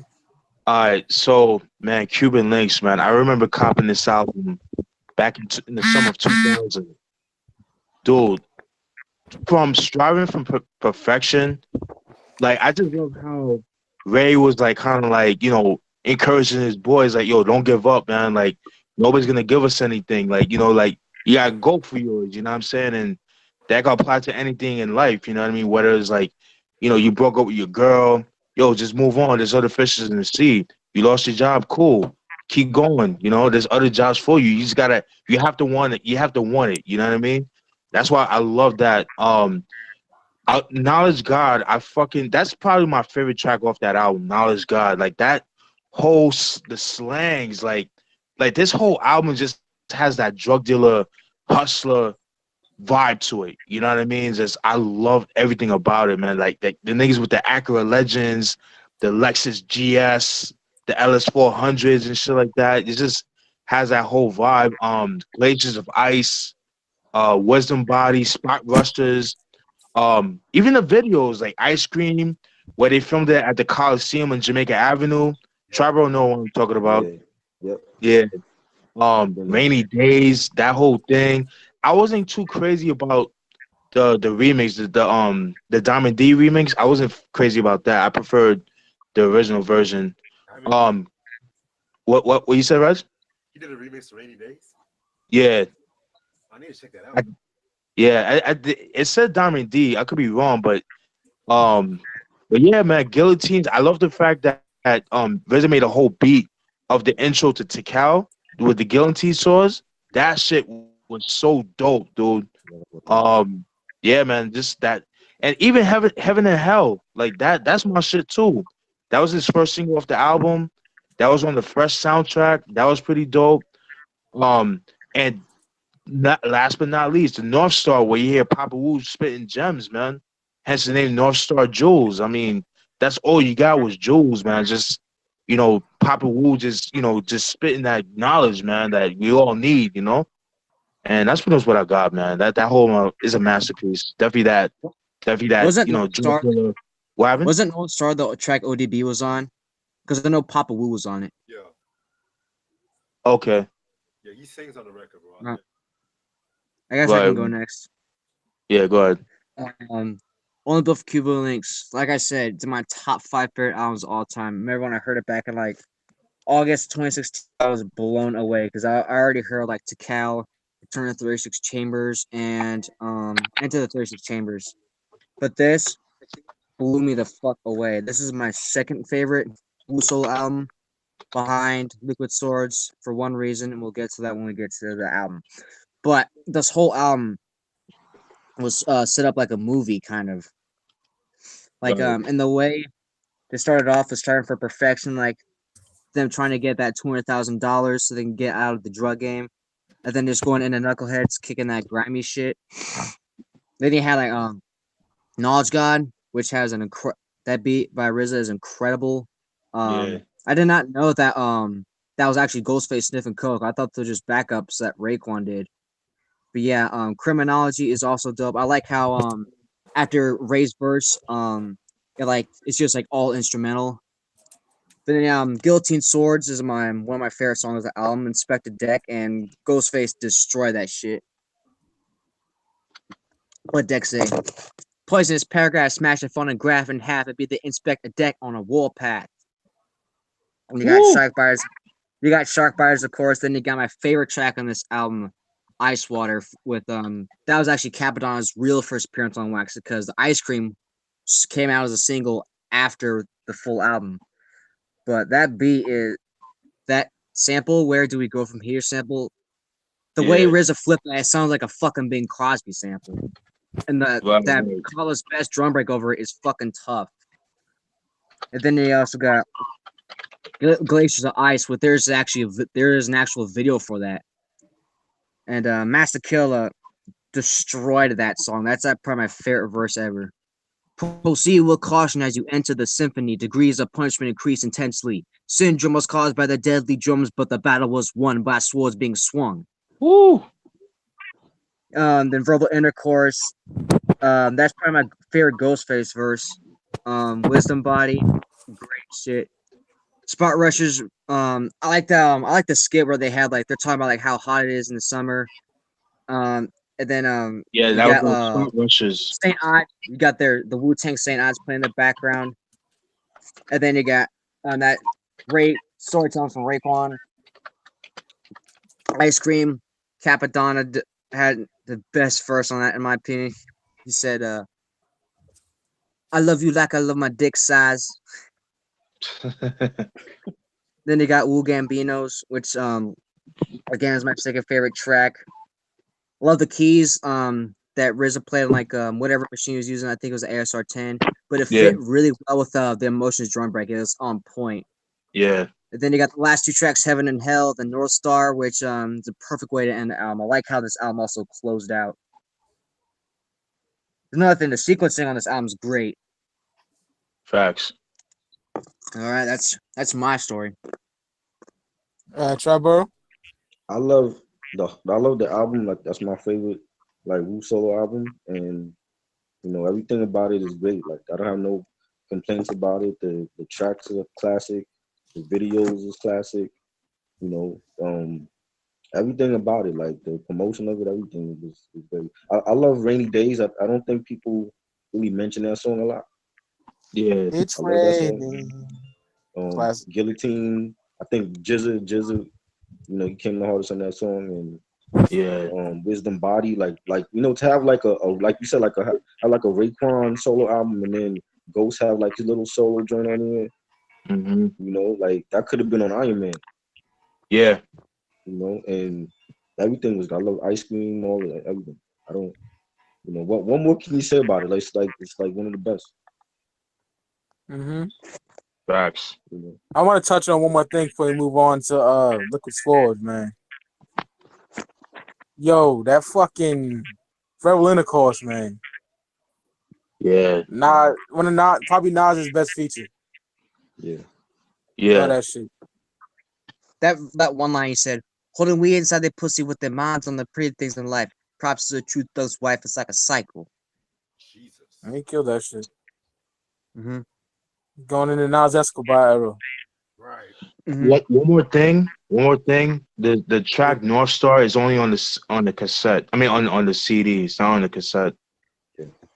Unless they put it on the reissue of the cassette, but I remember it was only on the CD, not on the Yeah, cassette. because on the back it says CD version only on the back of this. I remember that. Yeah. I have one more thing. I know when they repressed it on vinyl, And they did the vinyl repress. They did put on North Star. Gotcha. What is it, Reg? The only thing I don't like about Heaven and Hell, the song was so good that they wasted about 2 minutes at the second half of the song, giving like shout outs to everybody and shit, which was cool, but that song was just so good. I expected more. You know what I'm saying? Yeah, I feel you on that. Okay, A lot of niggas do that shit. yeah. Like, damn, I don't care about who you shouting out. Like, you wasting a good beat and shit, man. Like, I love that beat too. Oh my god, Yeah. yo. especially Yeah. Blue Raspberry. Oh my god. Like if she would have came out with an album around that time, 96. Ooh. Risen, Fourth Disciple beats. Oh my. Ooh, crazy. That's sexy ass too, though. Word. I follow her on Facebook. She's mad cool too. Oh yeah. So we go to November of 1995. Yes. Jizz's Wu-Tang debut. You know, he had to work for the Genius in 91, but this is like his Wu-Tang solo offering. And man, lyrically, yo, might be the best Wu-Tang album lyrically, man, because I agree. I'll give you that. Jizza is in his bag on this shit. Duel the Iron Mike. Oh man. I made my favorite track on the whole album, Investigative Reports with Ghost and Ray. Ooh. Oh lord. That shit is oh my god. Shadow boxing. Oh my god. Yeah, Amazing Method killed album. that shit. Yes, he did. He killed that shit. That shit is fucking crack rocks. Ooh. Everything about it, you know. Jizza said breaking motherfuckers' backs like Kempatera and shit. Like, Ooh. oh my god. The production on this too. Jesus. Probably my favorite Wu production, man. Probably. Yeah. Okay. Probably, man. The album cover too, you know. I'm a big comic guy, you know. Yeah. Yeah. And that shit Yeah. looked like something like that Image did. Like the Image comics, they were crazy in the 90s, you know. Right. Right. Kind of like that. And I love that shit. You know, the whole chessboard, we open the booklet up and just a masterpiece in itself, man. You Right. know? And it came out, I remember this, it came out the same day as Goody Mob Soul Food. I remember that. Oh shit. Yeah. Got them both on cassette, you know. And shit. What's that track with Killer Priest? Is it fourth chamber or seventh chamber? Seventh chamber, right? Fourth chamber. Fourth chamber. Okay, yeah, that shit is fucking crack rocks. The You video know? is dope too. Yep, that's just fire. That The beat will nigga, start a fucking mosh pit. that nigga Ghostface said the kid hold white shit like Black Rock ashy legs. Woo. You know, and Killer Priest caught a body on that shit. Jesus Yeah, he killed Christ, that you know. shit. Yeah, and then we got Killer Priest solo track on there. You know, Bible. Basic instructions before leaving Earth. That shit's crazy. That's a dope acronym too. Oh yes. It's one of the greatest albums of all time. Like point blank, period, my nigga. Like, and you know what? I can listen to this. This is one of them classic albums that I'm not burnt out on. You know, Right. you can bump it anytime. And that's my thoughts on Liquid Swords, man. Absolute stellar piece of work, man. Masterpiece. Facts. Who's next? Anybody can go. Obviously, anyone. Okay, I'll go. All right, Reg. This is arguably my favorite Wu-Tang album. Definitely.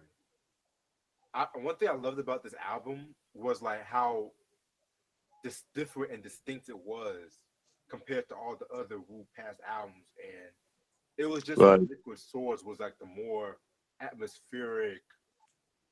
Even Jizza kind of explained it as like a rock album in a way. And if I'm not mistaken, what was that one song? I Got Your Back. I think that was the first single, right? Yeah. Okay, yeah, that was on the first soundtrack as well. That song right there is one of my favorite. Like, not even Jizza song, but one of my favorite Wu-Tang songs ever. Like, the video was dope too and shit. I love the video. Living in the World Today. Oh, that's my. Ooh. Fucking Cold World. Oh my god.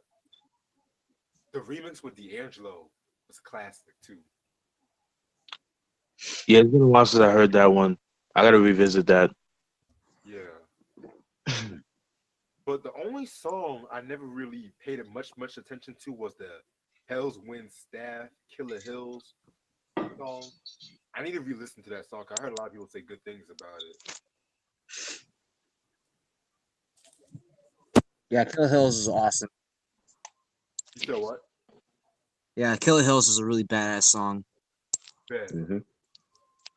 And even the title track too is fucking amazing. Like the first song, Liquid Swords, with that fucking piano beat too.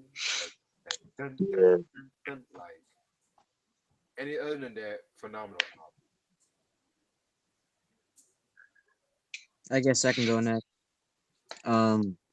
Liquid Swords again is also in my top 5. It's my favorite Wu-Tang project. Lyrically, productively, it's RZA's best work. We'll go through some of the tracks in here because I actually have the CD out right now. Um, Liquid Swords. And he's gone What again. the? Jesus Christ. You want to come on the show? Make sure you check. Huh? Bro, you wanna go?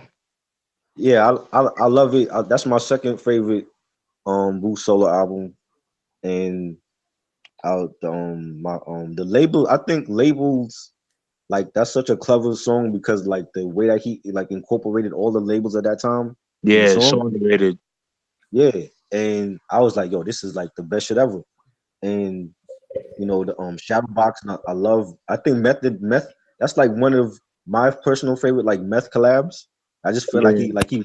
Oh, I still feel like he overshadowed Jizza in he that did. song. And Hence the name of the song, right? Shadowboxes. right, and uh, in Killer Hills and Investigative Reports, all a duel of the Iron Fist. Right. I love all those songs. I feel like the production was great, and it wasn't just RZA. Like I think Fourth Disciple did production on it too, if I'm not Yeah, mistaken. yeah. Yeah, He and he did mhm, the Bible song with Killer right, Priest. right, and that's like yeah, like that album and the Cuban Link album is like my favorite two solo albums from Wu. Word. All right, I'll go. Yeah, Liquid Swords, man. Like, I definitely agree with everything what you guys said. It's definitely atmospheric. It definitely has that cold wind, that early October, early November, like that early to like late November, cold fall vibe to the album. Um, like, you got songs like "Living in the World Today," definitely one of my favorite tracks. Right, Um, Labels, like you said, I like how he incorporated all the popular record labels at yeah, the time, not just hip hop, but just like mhm, rock record labels, like all the pop, Atlantic and Pendulum Records and all that. Very clever. One thing I've always loved about the album, like the casing, was like if you read the back, it reads out as a sentence, but the songs that's highlighted is the track right, listen. That is right. so clever. It's like a Like poem. nobody thinks right, and nobody thinks like that. You know what I'm saying? Yeah, It's like, and that's why I always I get on like these artists today because we have the internet, we have so much information, but then y'all just want to be on lean and all this bullshit, and it's like you just I don't know, man. It's just, but anyways, enough of all that. Yeah, it's just like I just love how Jizza, just like his vocabulary, even Raekwon's, which I forgot to mention with the Cuban Links overdrive that we did. I love Raekwon's use of geography. I've yeah, always loved that about him. I don't know if you guys noticed that. Yeah. Yeah, I've always loved that, and I wish he would get back to that style. But Raekwon is he's older now, so he's not gonna really do that. But just like the overall cold vibe of the album is like what I really love. It's crazy because with the song "I Got Your Back," the video, if you guys seen the video, that little kid that was like, just walking around, just like not listening to his mom and shit like that. I believe that was Jizz's nephew, if I'm not mistaken, and he's actually locked up right now because he was living that life. Crazy. Unfortunately, it's crazy. You know what I'm saying? Um, my favorite songs off the album, I would have to say, "Living in the World Today" and "Swordsman." I think "Swordsman" is one of the most underrated songs on the album. I don't really hear too many people talk about that song. He just went in. I just love the beat. It just has that pitch dark black basement type vibe to it, man. Right. Um, the videos is dope. Hell's Wind, Staff, Killer Hills, that whole drug story. It's just so dope, man. I fucking love it, man. Yeah, great album. Gold, Duel, the Iron Mike, dope posse cut, very dope. Yeah, I love how you broke down when you said Raekwon how you used to rhyme in geography. Yeah, I love that shit. I love that shit. he don't do that no more. Nah, man. Yo, explain that shit though, Steven, so these niggas know what you're talking about, man. Like All right, so how he pretty goes like, much, yeah, go ahead.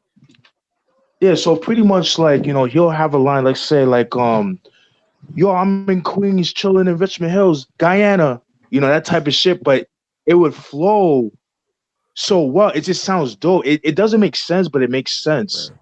because it goes with. I don't know. It's just he has a talent of using geography within the sense with his bars. It's just so dope, and I just miss the hyped up Raekwon. I don't know about you guys, like when he was all hyped up, but could have been the coke that he was doing at the time too. So, Yeah.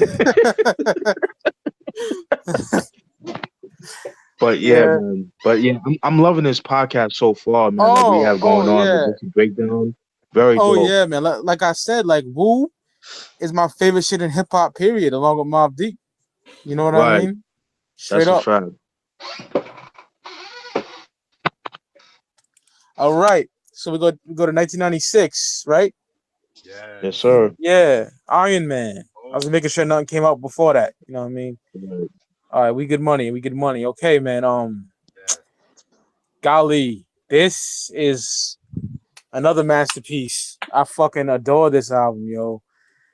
From the Sonny Carson samples to the sequencing of the album, like Steven has he has the greatest analogy for this. You know what I mean?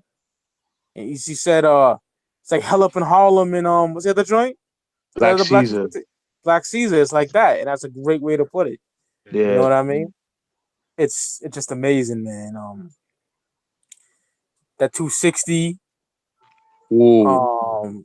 made Raekwon solo joint. You got Assassination Day, which don't even have Ghostface on it. That shit fucking Ooh. flames. Fucking love that. Went Winter Walls at Kappa and all them other niggas, and they all kill it. Kappa has the best verse in my opinion. Facts. But my all-time favorite song from Ghostface, period, and my favorite song on this whole fucking record, Wildflower.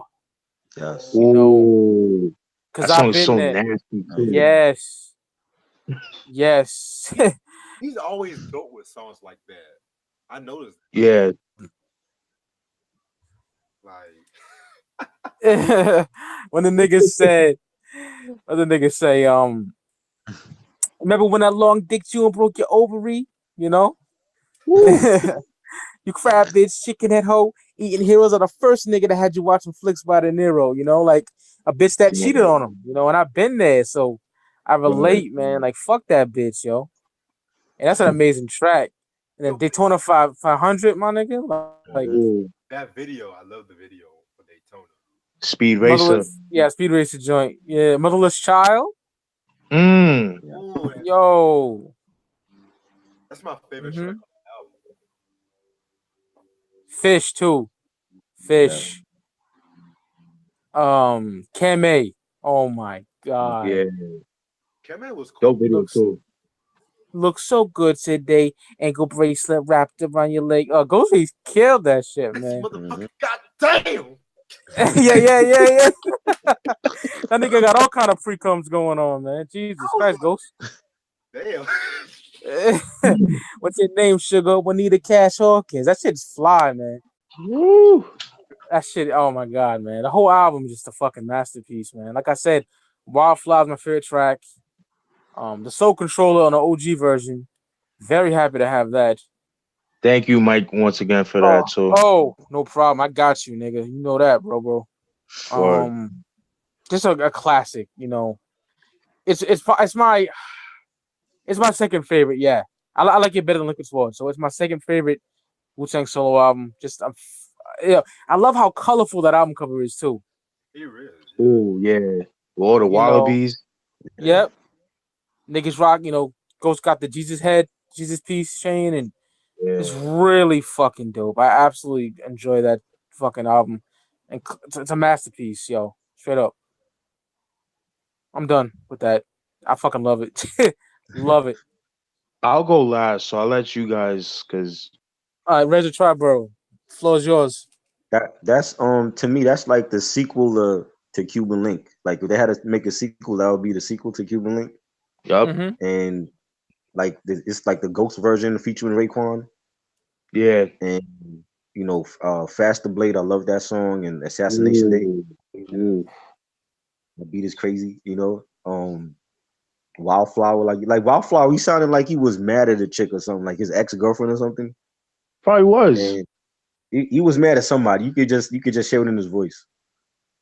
And Fish, of course, is like so many. So I've heard so many like artists use that beat for Fish. Yeah, Camay, Daytona 500. Every song on there was banging. Motherless Child, and it's another classic. And RZA was like in his pocket then. Like it's amazing. Like with all the classics that he made for them, and he had like two floods during that time. yeah. And he still came out with bangers, yo. Like that says a lot for him. Yup. I love it though. It's a great album. All right. Iron Man is probably my favorite Ghostface album on some real shit. Same. Because like one thing I loved about this album was just how fucking hungry Ghost was, like with this concept, shit like that. And it's just like 70s vibe with this whole project. Yup. It was unbelievable. Like shit like the Faster Blade, Keme, the fucking the Soul Controller, all that I got is you. Yeah. Like banger after banger, like and I noticed how this album, like the popularity for this album is like more eminent than it was back in the day. Like the popularity grew over the years and shit. I don't know if it's just me though. What you said, Reg? My bad. I said like the popularity of the album kind of grew over the years. It did. True. It did. But yeah, it's all up to you, bro. All right, man. Pretty much, man. Excuse me. Like you, Reg. This is definitely Ghost, my favorite Ghost album, in my opinion. At the time he was going through a lot at this time. Like, in 90 around 96, like the making of the album, 95, 96, he was diagnosed with diabetes because he was saying like in an interview how he kept peeing a lot and he was always thirsty, hungry and shit like that. And he was always big into like snacks and shit like that, like cookies and all that shit. Then he went to the doctor, and then the first doctor he went to, he didn't get anything. Like he had to get like a second opinion. So he went all the way to Long Island to Long Island Hospital, and that's when he was diagnosed with diabetes and shit. I don't know if people knew that about him. So like just like all that anxiety and stuff like that, I could only imagine just the paranoia that he had on the album, that you could kind of hear like the hunger and like, just the overall energetic vibe of the album. And like Red said, like the whole 70s vibe to the whole album. And I don't know, you guys might be thinking I'm bugging with this, but I've always felt like he was like the Big Daddy Kane of Wu Tang. Yeah. And the reason why I say that is because of the whole 70s vibe. Not the most lyrical, but as far as like that whole 70s aura around him. Because Kane had that 70s vibe to Right. him. Same thing with Ghostface. That's the only reason why I said that. Mhm. Um, this is Ghostface, in his rawest form. You could tell he's definitely hungry. Um, Songs like 260, even though that was a Raekwon solo track, but that shit was my shit. Yeah. Assassination Day, love that joint. Um, Winter Wars. What's funny with that song is the fact that there's no instrumental to that song Winter Wars because again, like what Triboro said, there was a flood Yeah. and it was the second flood, and that making the song was like around like 95 working on this album, and he couldn't save some of the beats, so he was only able to save like the vocals and shit like that. Like the instrumental, like the floppy disk from the ASR 10 got destroyed, Wow. and yeah, it's crazy, man. So which is why Inspector Dexter and Uncontrolled Substance didn't come out till like '99, but we'll talk about that after. Um, but yeah, so that's why you'll never find a instrumental to Winter Wars. Box in Hand, I mean, that shit is my shit right there. Fish, we eat fish and we sing rap ballads like whoo fire. Can May, Motherless Child is definitely one of my favorite songs off the album. Yeah. All That I Got Is You. It's crazy because the video for that song, Mary J. Blige is not on that. They actually got Tequila, which is another dope um R&B singer from the Wu family. I think it's because they couldn't afford Mary Mary J. J. Blige. I think she was charging too much Yeah. or something like that. So they got Tequila. I could be wrong about that. Yeah, Soul Controller. I mean, unfortunately, that got taken off the reissue because of sample clearances, which is Ghostface is no stranger to that, unfortunately. Just the nice dope use of the Sonny Carson soundtracks where I'm trying to get my hands on, but that goes for stupid amount of money online. So, but yeah, love this album. Motherless Child is definitely like my favorite song of the album. And Assassination Day, So dark. very dark, very street. Hell yeah. It's fucking incredible, yo. Word. Trying to think. That now we get to Wu-Tang Forever, right? I'm pretty sure, right? Yeah. Yeah, Okay. Double disc album, June '97, man. This is an album that probably the first album I was like really, really excited for, man. You know? but I was in the fifth grade, about to go to junior high. Hold on. Not to cut you off. Uh, We forgetting uh, Capadonna album, Pillage. that's that's 98. 98. That comes. Oh, 98? Okay. My bad. Yeah. Yeah. No, it's all good, Trevor. But yeah, man, I remember this shit like it was yesterday. Like the excitement. I know y'all know what I'm talking about. Like that Yeah. Good. excitement. Like you can't wait. I'm looking at the clock. I can't wait to it. Because my uncle's gonna meet me after school so we can get it. Because I was all wooed out. I had a woodworking class and I made the W out of wood. I was all in. You know Yeah, what I that's mean? dope. And You still have yeah, that? that. Wow. Nah, unfortunately, I don't. it Yeah. didn't make one of the moves. Yeah, but Oh man. yeah, this I was woo crazy. So when I got that cassette, it was on, man. Mm. Just from the jump. Of course you got the intro with Papa Wu just spitting real knowledge. You know what I mean? But that shit's wild long. You know what I mean? Yeah. And then That's he just gets one. yeah.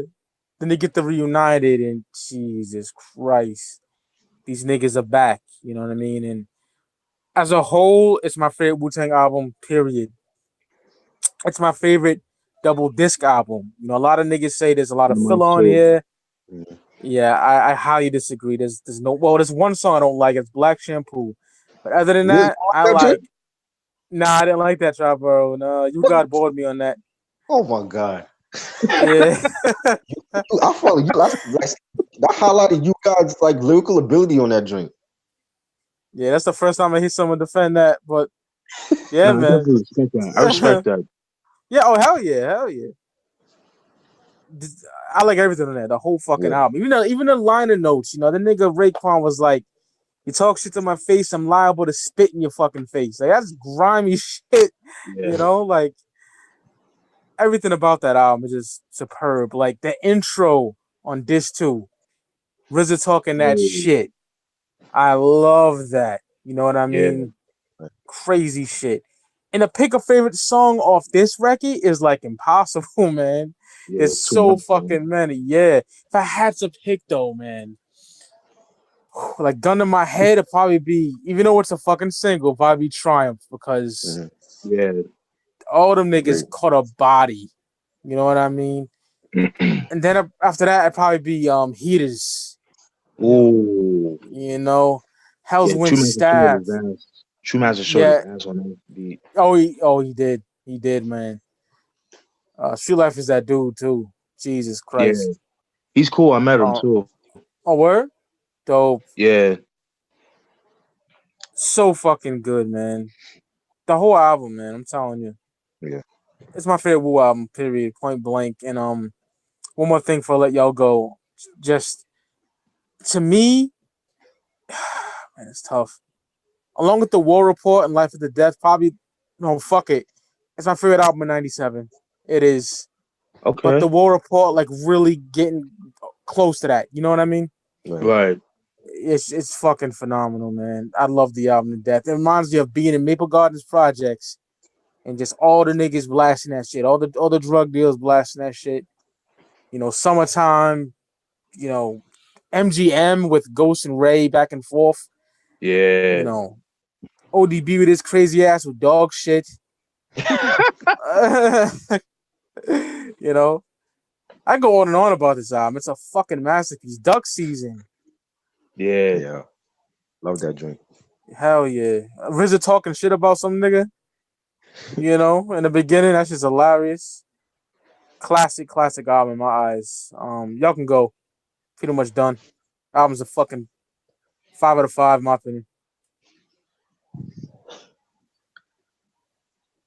Hmm. I'll go. Okay. Yeah. All right, Steve. All right, cool. Yeah, man. Just like everybody else, man. Just like Mike said, man. Like definitely a dope album. Definitely different from obviously Enter the 36 Chambers. Just based on the fact that I've noticed around the Liquid Swords, Cuban Links era, he started implementing more like synths. I don't know if you guys noticed that he started like experimenting with Yeah. like my synthesizers and Yeah. stuff like that, and he kind of carried that on to this album. Right. And for some reason, it sounded a bit different. I don't know, like it you could tell it was a New York album, but by that time he had moved to Cali, Right. and I think like it kind of like influenced the sound of the album. I don't know if I'm the only one that thought that. No, I kind of agree with you. You okay? Okay, I'm not. So I Yeah. thought I'm not the only. Yeah, man. I mean, definitely my favorite double disc album. Definitely by this time, Wu, they're like, a superstar group. They were like the hottest shit out. You know what I mean? Um, the dope choices of samples. It's good to see Inspector Deck actually making beats on this album. Pretty dope. Like joints like Visions, that was pretty dope. He killed that joint. Ooh. Yeah, whoo, fire. Definitely. Um, yeah, man. Casto Rules, that's my shit by Fourth Disciple. That's my shit. Older Gods, Maria, A Better Tomorrow. I think that has to be like my favorite song off that album. Yeah. Oh, so Yeah, dark, man. you know. Yeah, it's dark. Yeah, and it's some. They talk about some real shit too. That's the crazy part. Yes. Um, It's like a yeah, somber, man. like a somber mood to it too. I love that. Right. Um, Impossible, Deadly Melody. Damn, my tongue twister. The City. Fucking love that joint. The City, my Yeah. G. That shit is so ill. Like it definitely, Fourth Disciple did that. You could tell that could have been made for Killer Army's first album, The Silent Weapons for Quiet Wars. It definitely has that vibe to it. Right. Definitely. What else? Projects, Heaters. Heaters is my shit. I wish that Right. was a single, but unfortunately it wasn't. Yeah, very dope. Very definitely one of the best songs that came out in '97. That's all I got. Little Ghetto Boys. Whoo, fire. Okay. Yes, great. This definitely is classic, man. This album right here was. I feel like this album is definitely does not get the credit it deserves for kind of influencing the whole chipmunk soul. Because he sped up them damn soul samples and shit, which was Right. unheard of in 1991, to say the least. Right. And I would have to say it's either this album or The War Report as my favorite hip hop albums of '97. The '97 was definitely a dope hip hop. I don't care what nobody says. No, I agree. Yes. And not only that, but I felt like members like Inspector Deck, even Master Killer, they kind of stepped the games up with this album too, especially Inspector Deck too. Right. At first in Triumph though, oh my god, Woo. I flow mechanically. That's like damn, like even what was that other song he did? That the Hell's Went Staff joint though, that was nice as fuck too. Oh yeah, yeah, Shit. The MGM definitely an underrated root classic right there. yeah. Piece of True Master on that beat. Fire. Whoa.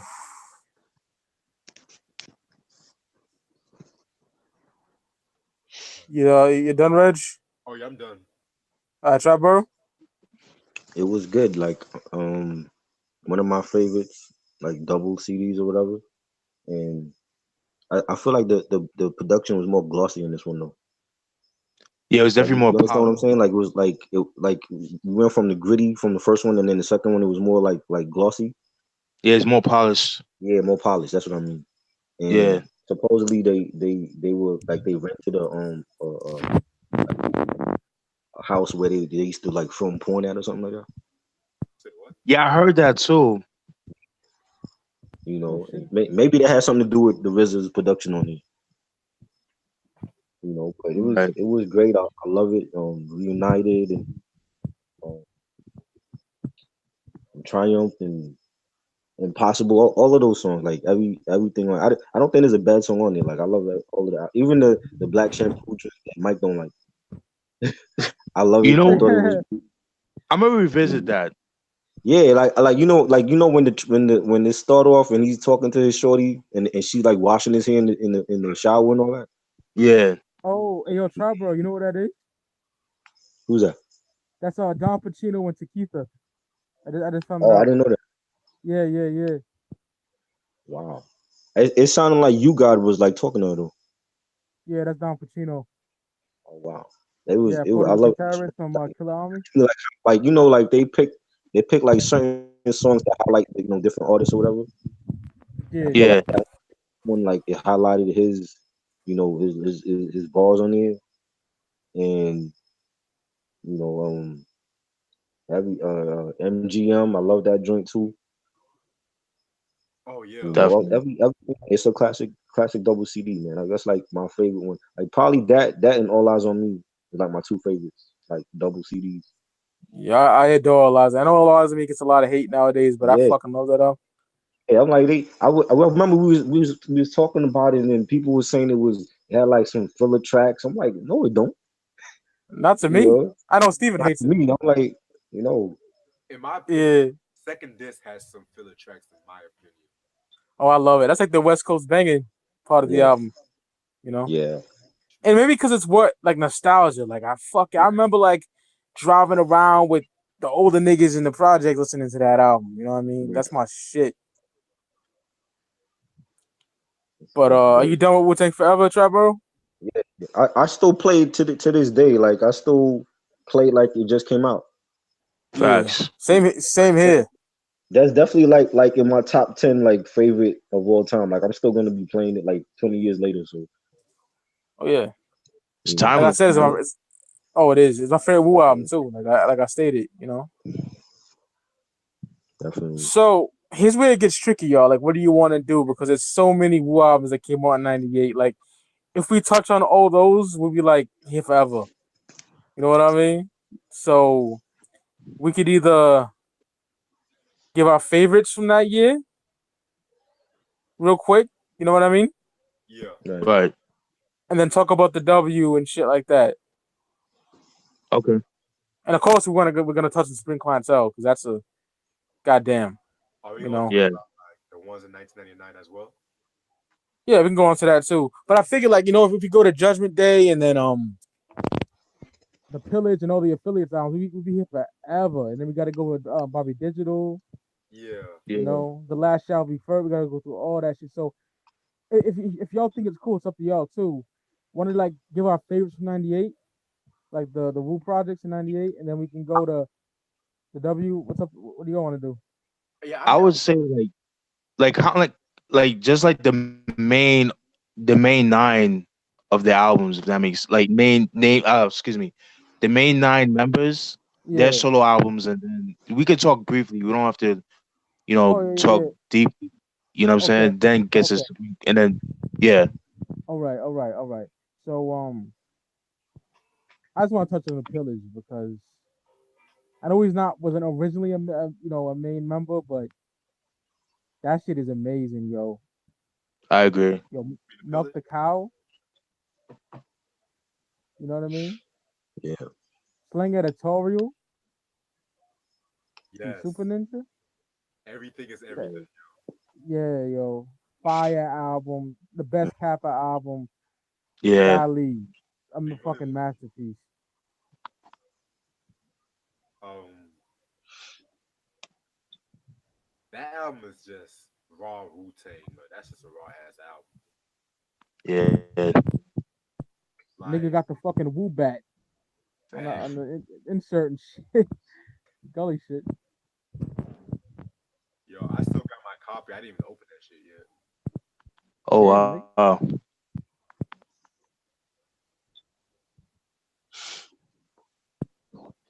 Yeah, Ross Hartley, my nigga, what up, man?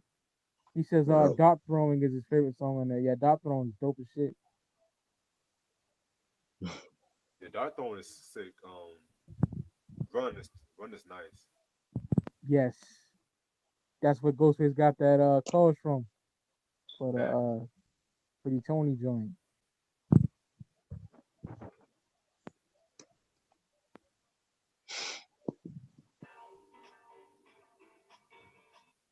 Triboro How Steven, did wanna that talk go? about others? Oh, I mean, I like what you talking about, Capadonna album? Yeah, Yeah. yeah, the first Yeah, Kappa joint, yeah. the cow. That's my favorite track. Wait, you And said Mm-hmm. Tribal? Milk the Cow. Yeah. Woo. That joint was hot. And Yeah. Slang Editorial. Yeah. And he had some, yeah, like it was a solid album. Like that's to me is still like one of my favorite Kappa albums. You know, I wish he had production still like from like the Wu Element producers for his albums. You know, Yeah. Facts. but that I feel like he's underrated also in the crew. He is. You know, but I actually had the clean version of the album. I got to get like the real version. Right. Right. Oh Cause it's yeah. Of like course. the clean joint. It's like the all the curse words. He's like they like scratch it out or whatever. I hate Oh. that shit. Yeah, Them cheesy late '90s edits, like ping, like no weird sound effects. Like what the fuck? Like Michael was crazy. like, like damn, this cheesy as fuck. Yeah, man.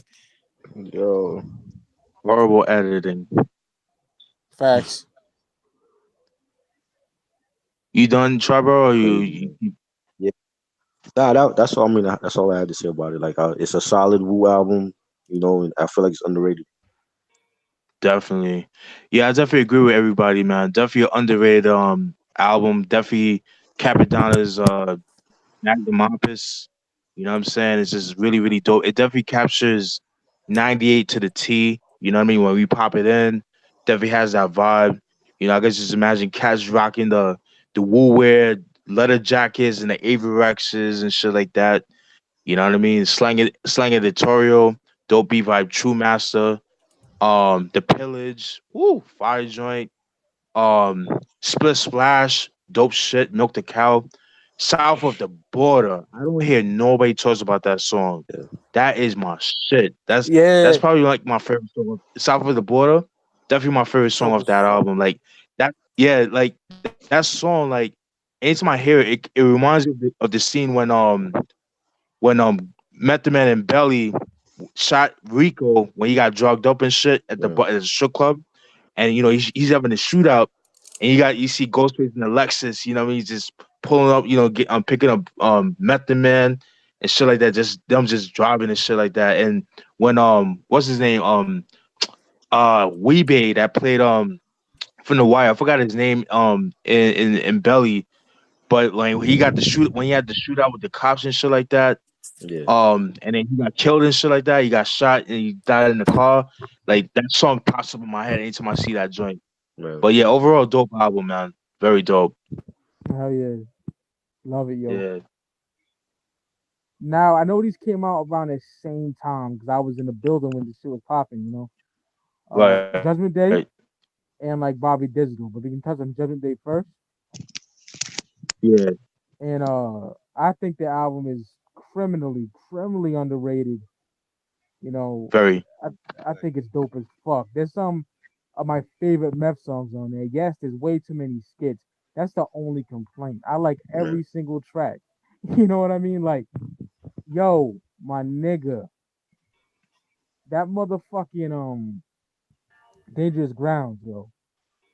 Ooh. Mathematics called a body. That beat, God, it's him in Street Yo, Life was actually catching that all was kind of actually vibes. True Master. True Yeah. Master? Okay, Yeah. okay. Yeah, True Master scorched that shit then, man. And him in Street Life just killing that. Whew. Amazing shit. Party crashing, nigga. What? Ooh. Jesus Christ. So dark and like that's like some stick up kid music right there, son. Yeah.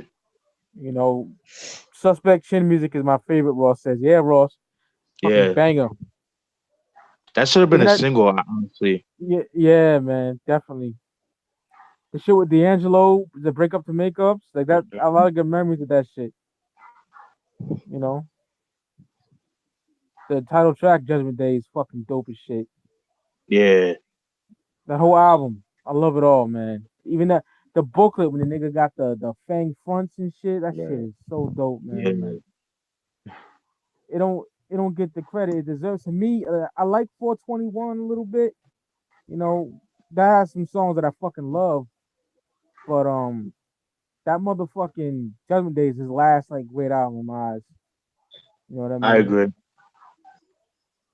Meth is that dude, man. Everything on there is just fucking A1. Big Dog, Red. Love that album, yo. Classic. Facts. I would say borderline classic or personal classic to me. I love it. Y'all can go. I'll go. All right, Steven.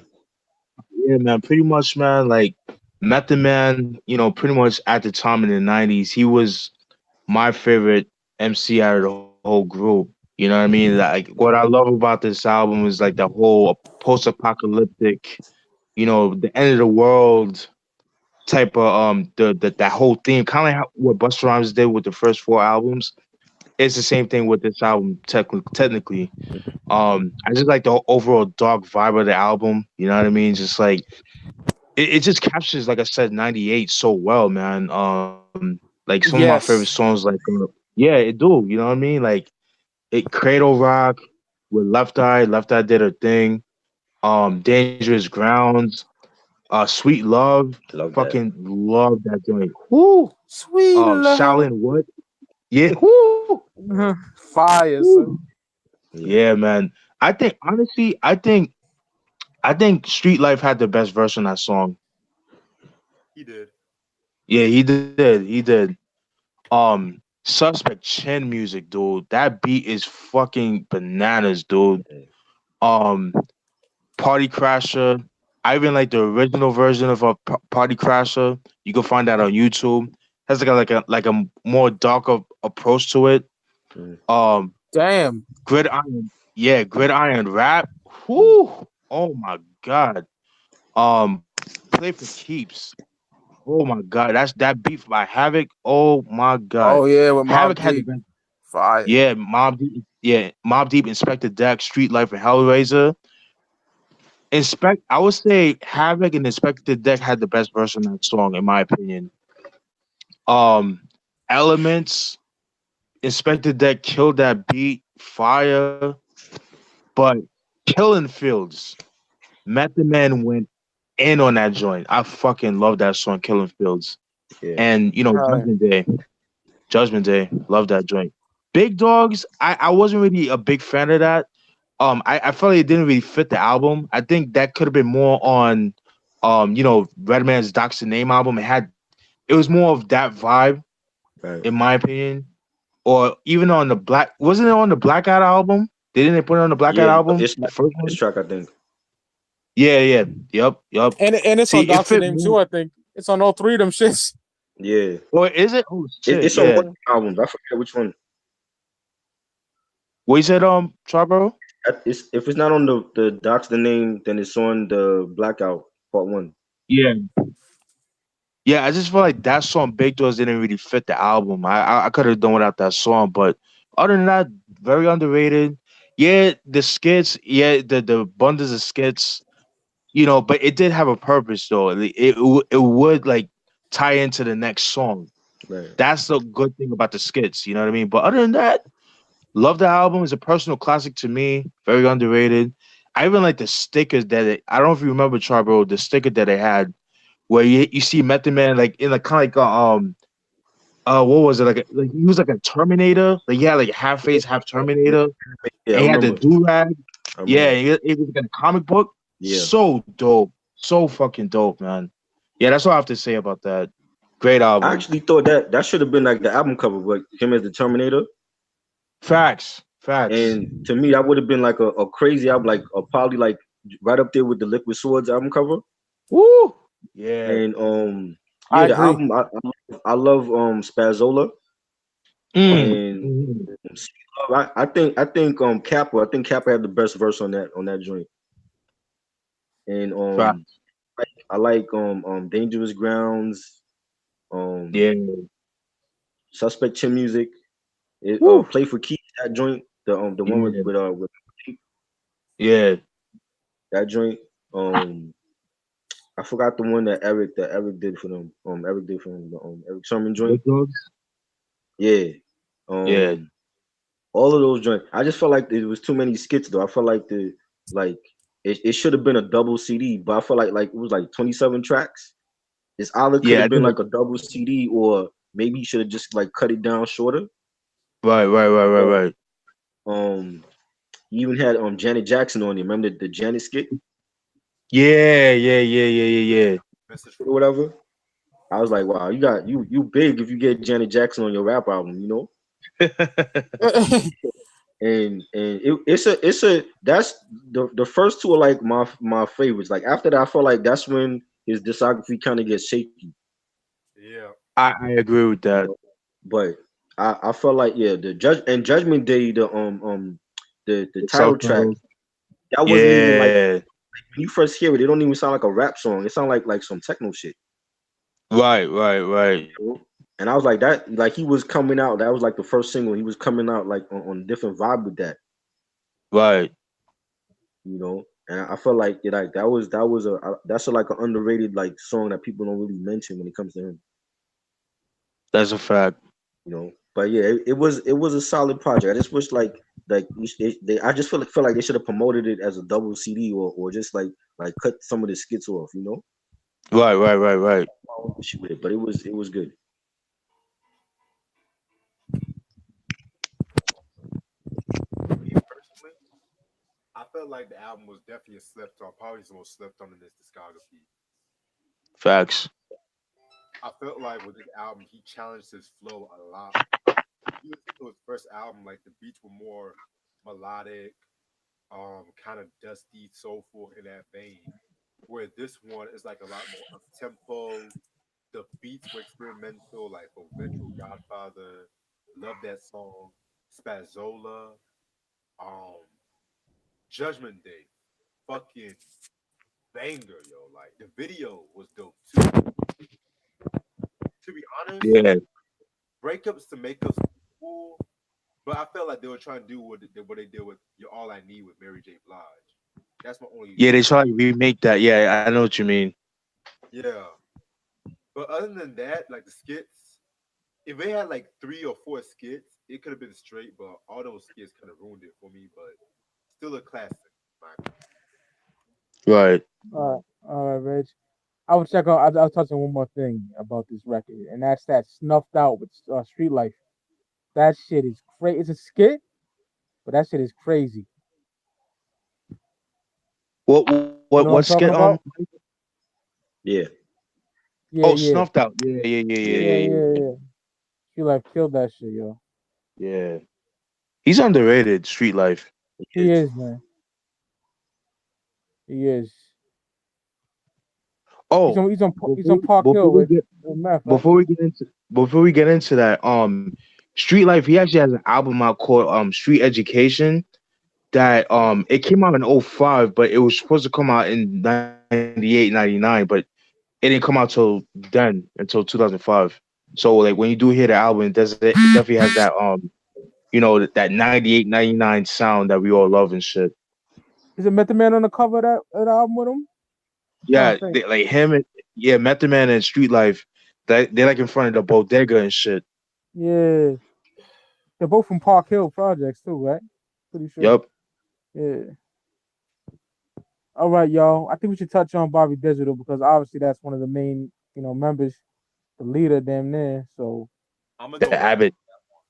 yeah, the Abbott man. All right, I'll set it off. I'll set it off.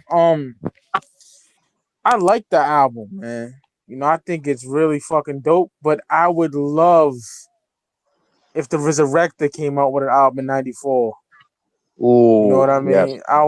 That's that what I would adore. The that's kind of too much for me. But the album is fire though. Like NYC Everything Meth, Yeah, Holocaust. Jesus yeah, Christ, Holocaust is tough, yo. Ghostface killed that. Domestic Violence, really solid album. I love the artwork too. Some like yeah, black exploitation shit. I love that artwork. It's dope, man. It's dope.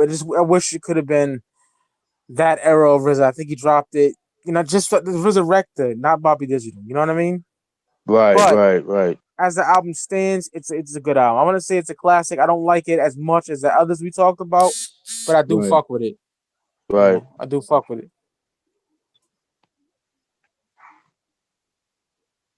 You want to go Tribal or you want me to go? I'll go. I love the album. I think it was like him coming out of on his own, like away from the grave diggers and from the clan, and showing the world like, yo, like this is me, this is Bobby Digi, this is who I am, and let me come out with my own album, and I'm gonna put my own people on, and, on the joint, and he even had a I remember he had like a movie or something with it, right? It was like Yeah, a yeah, yeah. It was I like never saw the 15 movie minutes though. or some shit. I never saw it. Like I always wanted to see it, but I never like got it. But yeah, the album is it was great. It was a solid album, like NYC Everything, Holocaust, um Yeah, that domestic violence joint. I thought that was a good track. Like really yeah, like touched yeah. on that issue, and I felt like it's underrated. I feel like people don't really give it credit, for the time that it came out. There was like so many other big albums out at that time that it was Right. overlooked or whatever. But that was definitely like a solid project for him, and like his other albums, like I listened to like the other the Digi Snacks and all the. I felt like that one like was like his best one. I agree with that. But yeah, it was solid. That was a solid project for him. Yeah, I definitely agree with what everybody said so far, man. Definitely underrated album. Like I said earlier before, like throughout like the mid to late '90s, RZA started experimenting with more synths. And if you guys notice, he didn't really use a lot of samples on this album. He was like mostly using more organic production. I Yeah, don't know if you guys noticed that. Yeah. Yeah, and then that turned off a lot of Wu heads, a lot of Wu fans, because that's why they trashed his album, because you didn't really get the trademark RZA sound that everybody loved and grew up and listened to, grew up with and stuff like that. Right. And you could kind of hear a little bit of this sound on Wu-Tang Forever, but you could tell he was experimenting, but he didn't want to alienate, his fans trying to do that on Wu Forever. So he was like, "Fuck it, I'm gonna do this album all by myself, where I could do anything I want. I could do all the experimentation that I want." And that's pretty much what you got with the Bobby Digital album. I love this album. Like you guys said, NYC Everything. Um, Another song that people don't really talk about is a posse cut. The Spanish Fly joint. Bobby did it with Yeah. Islor, Right. Timbo King, Ghostface Killers, and Jamie Summers. Dope, Yeah. dope, dope, dope. Um, Lab Drunk was yeah, Lab Drunk was pretty dope. Um, Kiss of a Black Widow with ODB kills that shit. That was straight Inspector fire. Deck did the beat for that. That was pretty dope. Yeah, very dope. You know what I'm saying? Like, I think people should just give it a chance. Just out of I understand like the beats are kind of, I guess, an acquired taste, but it's still RZA. You know what I mean? But yeah, dope album. To be honest with you guys, this album was okay to me, but I respect how groundbreaking it was for the hip hop community. Because I recently did a review on this one. I said like I don't feel like it was a concept album. That was my project. If you guys see what I'm getting at. You say you didn't feel like it was a concept album, you said? I didn't feel like it as a concept album. It didn't really do a good job, in my opinion. I felt like there was some songs that were I felt like it deserved there, but then there was other songs I kind of was lost. Like, why did you put it there? In my opinion, Right. but the production was definitely ahead of its time for '98, and I kind of feel like this album and DMX's "Dark and Hell is Hot" kind of reintroduced like organic samples, like the synthesizer sample and shit. Right. Now, my favorite songs definitely Love Jones and NYC Everything, though, Woo. especially Love Jones. My God. Yeah. Handwriting on the Wall with Ras Cass. Oh, Jesus. Facts.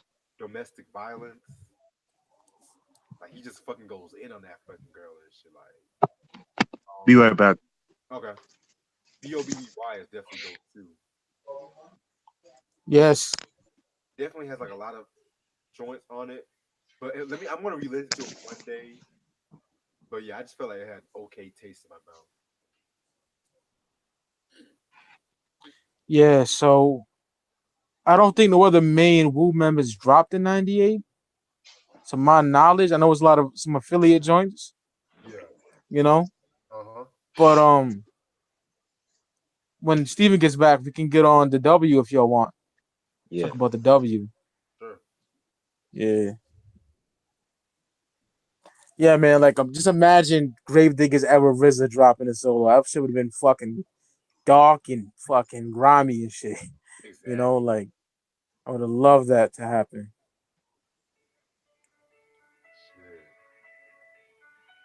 Shit. Yeah, these shits are going well, man.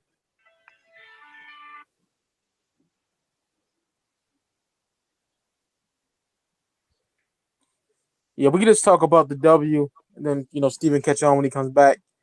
Um, that came out after what 3 years after Wu-Tang Forever. And I was That was like expecting something 2000. along the. Go ahead, start, Triboro. That was 2000. Yeah. 2000. Yeah. Yeah, and I was expecting something along those lines. As I said, that's my favorite Wu-Tang album, period. And when it came out, I didn't think it was whack. I just was highly disappointed. You know what I Mm. mean? Really? Yeah. But there's a song, but I kind of grew to like it more. But there's a song on there that I like from the jump, and that is Careful. Love that Click joint. click. Oh yeah, that shit's dark. Fucking What we talking about raw. now? I'm back. Oh, I just told the fellas we'll talk about the W since like Okay. no other main albums from '98 dropped from the clan, so we'll talk about the W. Okay. All right. Yeah, I just said that when I first heard it, I was kind of disappointed. You know what I mean? Because like the song with like Snoop and shit, I was kind of out of place. You didn't like that song Yeah. with Snoop? Conditioner. No. I liked it, but it was like what the fuck? You know what I mean? Like what? You know? That beat was But crazy. careful though. Like I said earlier, careful, my nigga. Like The video was dope. yes, they got the black Yeah. hoodies on and shit. Saw me in the Mm-hmm. hood went. The box cutter went. That shit's tough, man. Probably my favorite song on the whole fucking album, I would say, There's Mm. Hollow Bones on there, if I remember correctly. Love that joint. Yeah, that joint. Good album. It ain't as bad as people say it is.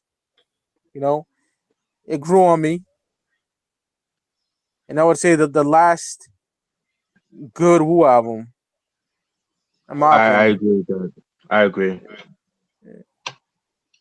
To me, Y'all can have the flow on the W. I'm pretty much done with the W. I think it's underrated. I think that's like the most underrated album in the clan. Yeah. Like I agree with you too, Mike. When it first came out, I was disappointed. I didn't really like it. I liked some of the songs, but over Yeah. time, the rest of it did grow on me. But I felt like that album, like nobody really talked like that one to me and Iron Flag. Nobody really talks about those two, and they were solid. I mean, compared to the stuff that they doing now, like when you look back at those two out, like at the W, like that album was a solid album, and um, it was different because like I feel like they took like a different approach with that album. Like they had like more features, I guess I would say, like outside of the clan. Like Redman was on there, Busta Rhymes, Yeah. Nas, you know, and those songs were good, but I feel like they could have been better. It's like the joint with Busta and the joint with Nas, and the single selection. I mean, I don't know. I never really cared for Gravel Pit. Like it was okay. I know a lot of people love it. Yeah. I'm one of But those, I just man. feel like they could have like came out with like other singles than just like Gravel Pit and you know and and Careful, and you know what I mean. But it was still a solid project though. I just feel like it gets slept on, for whatever reason. But I like it though. facts. To be honest, I love the W album. Love that shit. I felt like, in a way, it was the grittiness of the 36 Chambers and the polishedness of Wu-Tang Forever. If you guys, Ooh, perfect. but like one song, the Conditioner song, um, as much as weirdly constructed that song is, I love that shit. I felt like ODB killed it, although it was like a phone interview. I did admit like Snoop Dogg came out of nowhere. I was like Snoop Dogg on the Wu album. Right. Then Jizza just killed it with that freestyle. That beat was nuts. Um, what else? Red Bull was sick. I love Red Bull. Ooh. Yeah. Fucking, I can't go to sleep. Yeah. But my only gripe with the album, in a way, um, was using like more outside guest appearances, which was not bad, but you can tell that the Wu Empire was cracking a little bit, if you ask me. Like it's cool on a solo album, don't get me wrong, but when it's on the group albums, I don't know. I just have a mixed feeling about it. I don't know.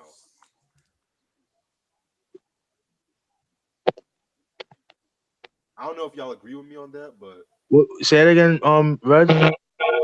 I felt like with the W, it had like I think about four outside guest appearances, and I have a mixed feeling with guest appearances from outsides on Wu group albums and shit. Yeah, I see what you mean. I see what you mean. But I think Redman probably was like the more appropriate one because Redman's always been fucking with Method Man for a minute. So and even Yeah. Nas too. Oh yeah, yeah. Those two, those are good. I don't mind Redman or Nas, but Right, like with I think the next album they had like a lot more guest appearances, and it kind of continues on to this day. And right, I was just like, I want it to be like a Wu album with just ri- the Wu, the Wu affiliates too and shit like that. Something like the 36 Chambers shit. right. But we'll never have that. I'm sorry. Nah, that's a fact. Yeah, man. I love this album, man. It's definitely an underrated album. I remember the first song I've heard was the "Protect Your Neck" Jump Off. Love that joint. Like that beat, it goes hard, man. The ding, the doo doo doo doo ding. Yo, that shit is so ill. Um, um, the the intro is so dope, man. Like then with the kung fu samples and like Yes. just the way the album starts off, it gives you the tone of the album. You know what I mean? And just like Red said, it definitely has a hybrid of the first and the second album, which is the perfect example, the perfect way to explain the whole vibe of the album. You got songs like "Careful," "Click Click," which I didn't know they had a video until years later. Because I don't remember that song. I mean, the album have being an enhanced CD. I don't remember that. I know they have like a DVD that came with it, but that's kind of hard to come by. Red Bull with Redman. Redman killed that shit. Yes. The one Blood with Junior Reed, dope. Uh, Forever. Let My Niggas Live. Yo, Nas killed that shit. Killed that shit. Even Inspector Deck did his thing too. I Can't Go to Sleep. Recipes to Isaac Hayes did his thing on that. The Monument, very very dope. Uh, I like Gravel Pit, but I could see Gravel Pit, annoying some people. But I like the song. It's a likable song. Um, Ja World with Junior Reed, and the bonus track that came after Ja World, which Ghostface killed that shit. Killed that shit. I have a dog named Ginger. Oh man, but yeah, that's a dope song, man. That's a dope album, man. And ODB at the time, he was on the run from the cops and shit. So, Yeah. and that's when they found him at the McDonald's and arrested him and shit like that. They found him at a And the rest is what happened. They found him at a McDonald's. Oh wow. I think so. I think like at the parking lot of McDonald's. Damn. Hey, the Yeah, ODB that's why back he then. wasn't really ODB on this back album then. like that. Exactly. And Yeah, that's one thing I forgot to mention too about Wu-Tang Forever though. Cause I think like wasn't he on just like a couple of songs on that too, if I'm not mistaken? yeah, 2 or 3 songs? something like that. Yeah, that's crazy. Yeah, man. But Rest in yeah, peace. man. I overall, man, this is a dope album. I love it better than Iron Flag. I think Iron Flag was the beginning of the demise as far as Wu albums wise, like Kaka Juice. as a group. You know what Yeah, I'm that saying? But I agree. this is my opinion, though. I that think was Iron Flag is a piece of garbage. Yeah, Other the than atrocity. other than y'all be warned, you It's know. not that bad. There's some bangers. It didn't have the like after ODB died. It didn't have the same They didn't have the same energy.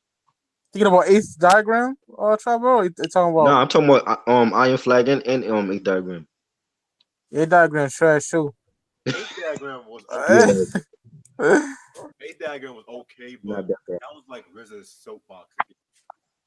yeah, Like I don't know what RZA was fucking on with the production, but lyrically, it was dope. Okay. Yeah, man. So we're pretty much in limbo from here, fellas. I don't know where you want to go because the discography is so huge. You right. know, we could end it, or we could talk on our favorite Wu affiliate albums. Or get the Supreme Clientele or whatever you want to do. Like Well, it's I'm kind of here. like confusing. Well, I'm here till about 7:30, so I'm good with whatever. To be real. All right. But yeah, I wanna actually before we get into Supreme Clientele, Yeah. can we talk about what y'all thoughts on fucking underneath the surface? Need the service. What you said, Reg? Disappointed. What you said, Reg? I said before Supreme Clientele, I want to know what y'all think about Beneath the Surface. Hated it. I liked it. I mean, of course, it wasn't Liquid Swords, but I mean, I liked. There was some songs I like Publicity. That's like my favorite off of here. Yeah, I'll give you that. You know, I think they probably maybe they were trying to make it more mainstream for Jizza, and that's not really his thing. That's exactly what it was. Yeah, Because like that's what it sounded like. Like Breaker. That's a commercial joint. You could just tell. Yeah, and it had like a West Coast vibe to it too. Yeah. I noticed that. I noticed that. Yeah. you know, two things though. What was that one song with the beat like? "Dun, dun, dun, dun, dun"?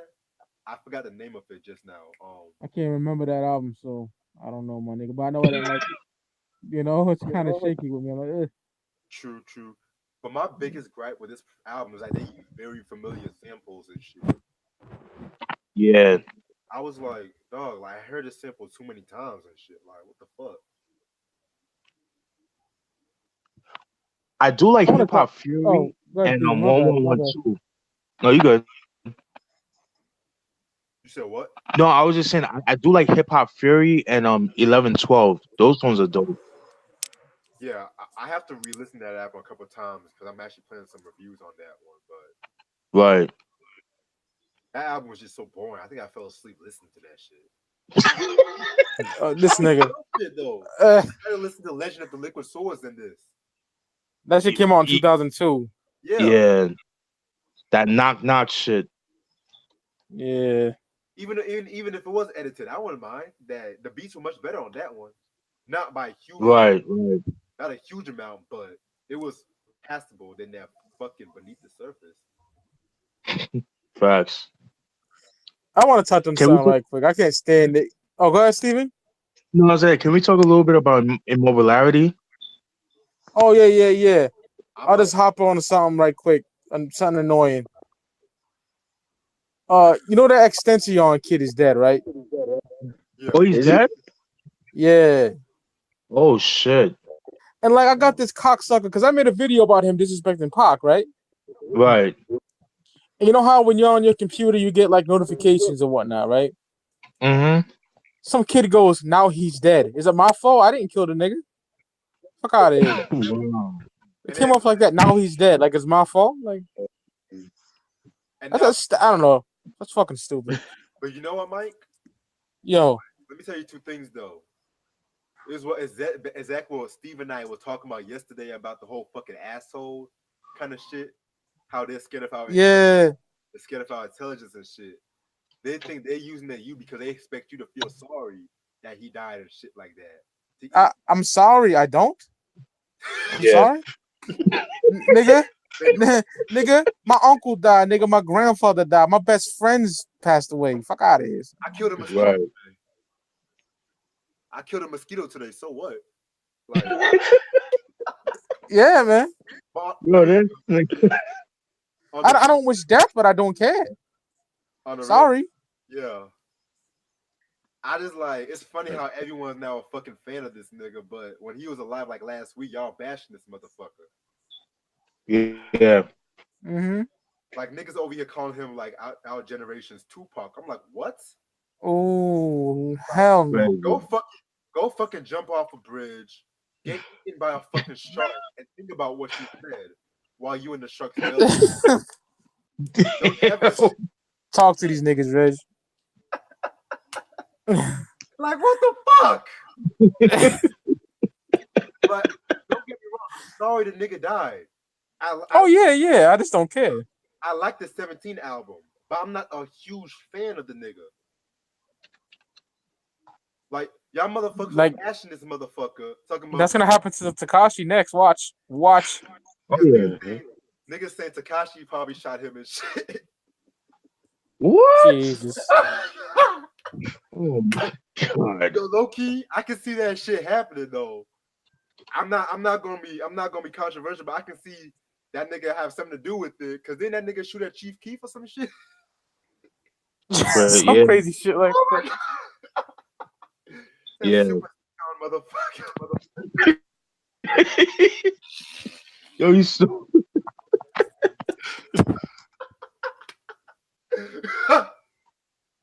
oh man, you too funny, man.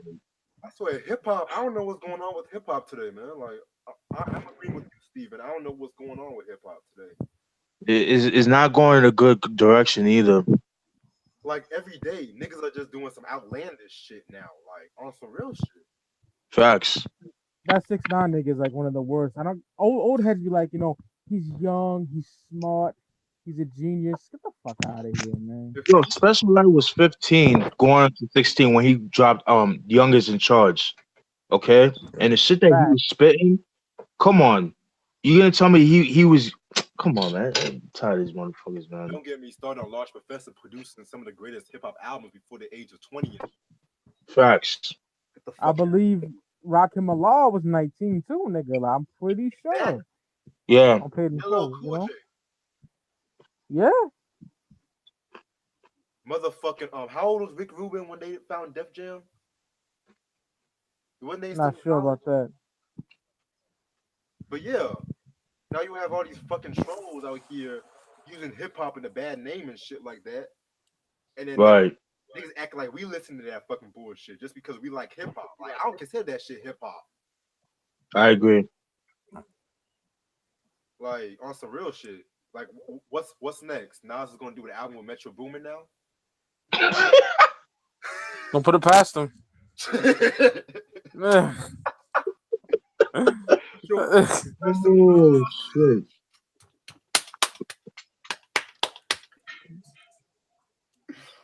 oh, This dude. You want to get on a mobilarity Yeah, let's now? talk about that. yeah, okay. All right, Steven, you can set it off, Steve. All right. Immobilarity came out 4 years right after Cuban Links. Love the cover. Love that cover. I thought it was pretty dope. You see him talking. I'm assuming it's his son or something, or like his nephew, little nephew, stuff like that. A lot of people hate on the album because of the production. I get it. You know, it had a lot of in-house producers, like cats that he knew personally. Wanted to give them a chance. On his album. I get it. No RZA, no Fourth Disciple. I get it. But he was still spitting that real shit though. He was still spitting that the street shit. You know what I mean? Like when I think of that album, it reminded me of Triboro and the rest of you guys. You probably could probably relate. It remind me of niggas rocking two-tone do-rags and shit like that. You know what I'm saying? It just has that vibe to it, man. Just cats Yeah. rocking the Averex Yes. jackets, and you know what I'm saying? It's just like it just has that whole vibe, man. I Right. mean, you got joints like Yayo, Casablanca, Lot from New York, definitely my favorite song off that album.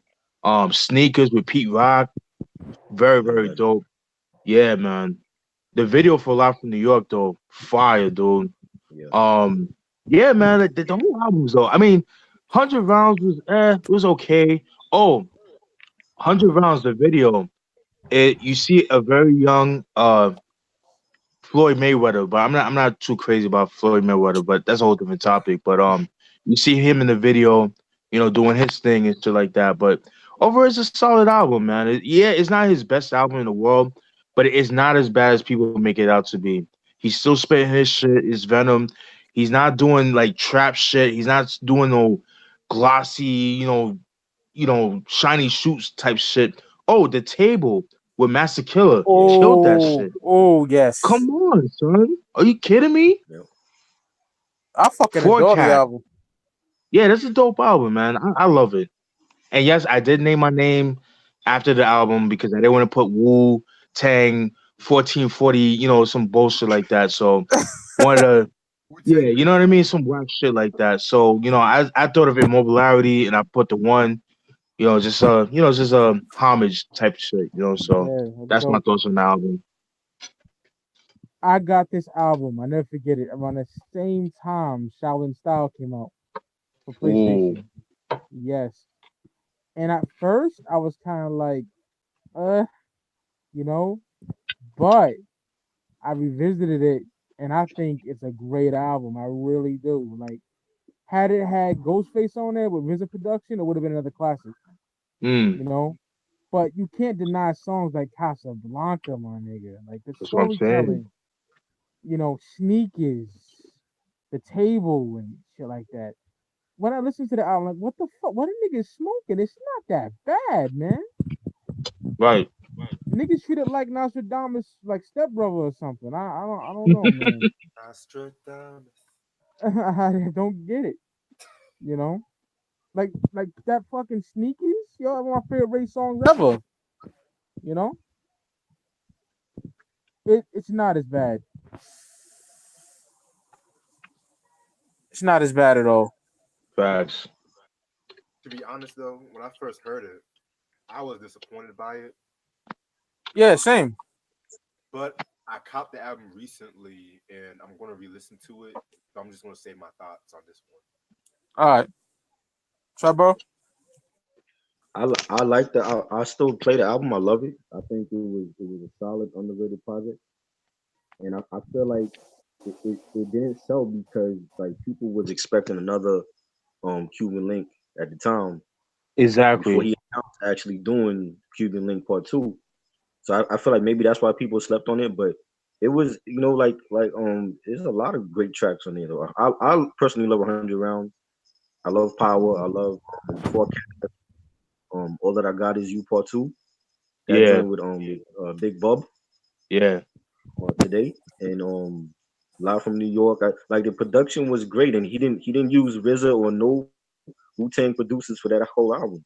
You know, Right. like you got Pete doing speakers, and everything else was like in house, and he had the American Cream Team with him, Right. and they were supposed to come out with an album, but it never came out or whatever. Didn't And didn't they become ice water eventually? the his label, he named the label his label Ice Water, but I think that they were planning an album, but it got shelved or something like that. Got you. You know, and that was like that was the Immobilarity album was like setting up, you know, their album. That's why like he had them like on the joints with him. And I thought it was solid. And a lot of people don't like it, but I feel like Yeah. that's like one of his solid albums outside of Cuban Link. You know, it was good. Yeah. I'm glad there's three of us that like that because I had nothing but trash talk about that album. Yeah. You know, this album's great. Oh my god, I don't know. I hate niggas like this. You know, I don't know. I'm getting off topic, but I'm going through Instagram and niggas that were talking mad shit about this Extension kid. They're saying like R.I.P. young man. Like, get the fuck out of here, man. Y'all niggas were R.I.P. hating. Young man. Y'all called him a rapist. Yeah, man.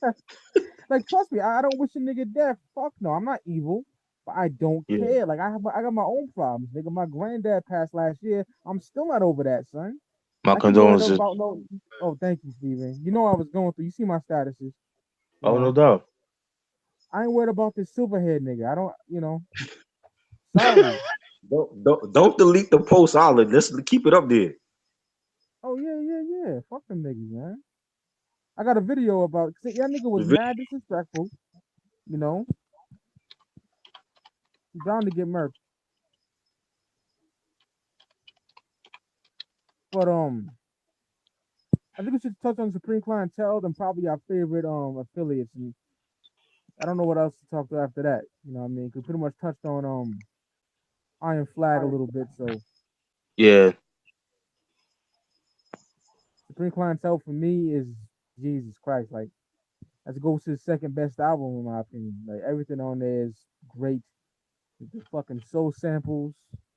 Yeah. Um, this is how you do a sophomore album, people. You know, this is how you do it. You know. And anticipated Um, sophomore album. yeah. Oh yeah. I was dog. I was so fucking stoked. I was in high school when this joint came out.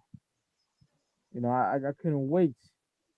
Um, you got one produced by Juju from the Beatnuts. That shit is bananas. Oh, one. Oh. Yes, Mighty yeah. Healthy dog. Like Mighty Healthy is bananas. Wu Banger 101. Oh Woo. man, so fucking good. The whole album is just incredible. The the fucking skits. You know what I mean? Like niggas talking about who they fucking good time, Stelma or Valona and shit. Like it's just crazy, Be yo. right back.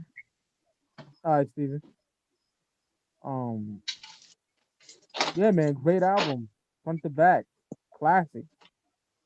It, Very. some days it might be my favorite Ghost album, might be, but I gotta give the slight edge to Iron Man. But Supreme Clientele is a stellar album. What's your thoughts?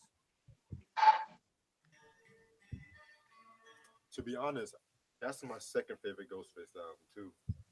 Word. And it's crazy because that was actually the first Ghostface album I heard.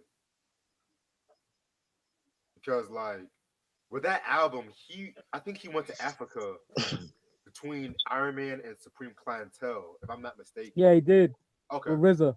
Yeah, Yeah. And you can tell by some of the tracks like Nutmeg, um, Ghostini had like an African influence in it. And that's one thing I liked about it too. And I felt like with this album, RZA made like a comeback with this album producing for the rule a lot, you know?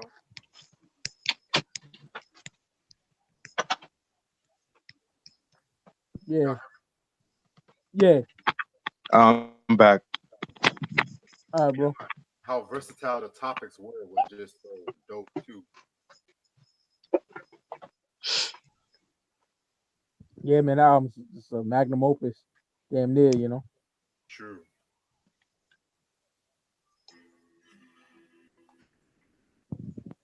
You pretty much done on Supreme Clientele, Reg. Oh yeah, I'm done. All right, Triboro, Steven, it's yours, I bro. I love Supreme Clientele. That was another solid Wu project, and a lot of people say that's his. I mean, I don't know. Like a lot of people say that's his classic album. Do you feel like it's his classic album? Like out of all the other albums he did? It's It's I would honestly definitely say one it's of his other class. yeah, It's definitely one of his classics because I think he has more than one. Right. it's And yeah, it was solid. Like I love one, like the Juju from the Beatnuts. I love that Yeah, beat, I love that joint. and the Cherche Lagos, Apollo Kids, and I heard a rumor Yeah. that the Apollo Kids beat that Pete Rock actually did it, but he didn't get no credit. Oh shit.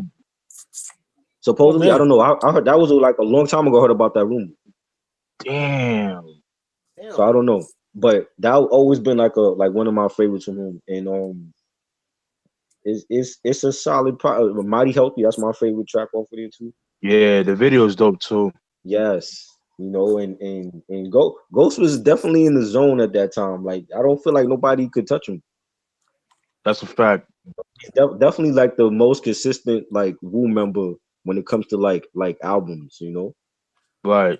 He is. Definitely, I definitely like love his other solo stuff. That's one of them definitely. Yeah, definitely, man. That album, I ain't gonna front. I know this might be a little childish on my part, but when you're young, you don't know any better. But I hated Shit Lagos, and I because of that for years, maybe like 4 years later after the album came out, I Uh, I dismissed the album just because of that song, just based on that song. But uh, then yeah, I know. But after like 2004, like around that time, I was like, you know what? Let me check this album out. Fucking loved everything about it, man. I just love how um the cohesiveness of the album it has, you know what I mean? Whereas right, as much as I love Iron Man is my favorite album from Ghostface, Iron Man was like kind of like, it was like it just felt like it was an album, but it was like, just songs that he wanted to put, his best joints on Iron Man. right, It didn't really have like a concept. It was just like, yo, I'm nice. This is me. This is who I am. A lot of braggadocio tracks. Besides, like some of the introspective tracks like Wildflower or All I Got Is You and then joints like that. But right, with this album, it was like it felt like a story. You know what I mean? right. Um, you got songs like One, which I would have never known Juju made that because it doesn't sound like Beatnuts, a trademark Beatnuts yeah, beat. It sounds like something like Wu affiliate producer would have done. So that's pretty dope. Saturday Night was my shit. Ghostini. Oh, That song Ghostini. Yeah, Ghostini. That's actually the remix on the album. There's an original version that didn't make it on the album because of oh, sample clearances. hey, yo, Steven, I Yeah, got the Canadian what's up? version. Oh, you lucky bastard. Not oh, You not lucky not the bastard. not the CD. I wish I got a Oh, download, but I can send yeah, it to you me if you too. need it. No, I got it. Oh, I okay, got it. okay, I got it. yeah. Yeah. It got the rain on there and shit. Yeah. Yup. Yup. Okay, okay, my Yeah, bad. man. Nah, you good. You good. Okay. Ghostini, like I said, like the remix, the version on the album is the remix. The original version, like I said, um, they had to cut out because of sample clearances. But ironically, the beat was used on Ruthless Bastards on the Swarm album called Ruthless, I think it's called. I forgot the name of the song, but they Yeah. used that beat, but that was supposed to be the original Ghostini joint. But you can find that on YouTube. That's crazy. Yeah, man, Mighty Healthy, Oof. Malcolm, you Mm-hmm. know what I'm saying? Child's Play, you know what I mean? Like Wu Banger 101. I mean, the overall album, man, it's definitely a masterpiece. Like I said, it's my second favorite. Iron Man is definitely my favorite. I just like the cohesiveness of the album. And yeah, that's pretty much it. Oh, one more thing. This bitch ass nigga Superb claimed that he wrote the album. That nigga on one. I'm sorry, he on one. Yeah, yeah. Yeah, you can look it up. Look it up. Doggy Diamonds interviewed that nigga, and he said that he wrote, I think, half or most of the album, and then Ghostface just rapped whatever he wrote. I You find that know, hard to believe. yeah, because Ghostface said that nigga threw in ideas. That's all he did. Nigga threw in Yeah, ideas, because Ghostface, no one has his stilo. no, Nobody. definitely not. You know what I mean? Like I You're did like right. Lord Superb when he said, "I wrote this on Donnie's roof." That shit was pretty dope when he said that shit on Yeah. Ghost Dini and shit. But yeah, like you said, Steven, it is a masterpiece, like flat out, man. Like children's story when he's talking shit about he used to hump the bed thinking about that special girl and Mhm. how bitches are coming to school with mad candy. Like the way Ghostface just talked about that shit was fly. Right. Classic album. Classic album. So I'm trying to think, give it like our favorite Wu-Tang affiliate albums and call it a day. Cause I don't know what else to talk about after that. But they have so many like albums from the Offsprings. We'll be here forever. I I think know. we should do it another day, Yeah, honestly, yeah, yeah, yeah. You know what? and make Cause a separate video for that. yeah, we were like Heist of the Century, blah blah. We going on and on and on. Right. Yeah. I could go on for days for that. Oh yeah, yeah. So yeah, that's a good idea. Another day for the affiliates. You know. Yeah. Yeah. What up, Sugarfoot?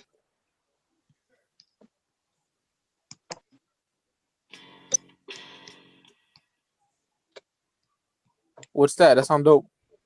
Oh, what's the song I made? I was playing the beat a little bit. Cool shit. But I'm loving this whole album thread thing, bro. Oh yeah, man, it's fucking incredible. Like I'm not trying to sound like a conceited nigga, but we're killing it, yo. Yeah. Facts. And like Triboro, I don't know if you heard this, but this just because it's on my channel, this is our Yeah. shit. You know what I mean? Right. This is our show, son.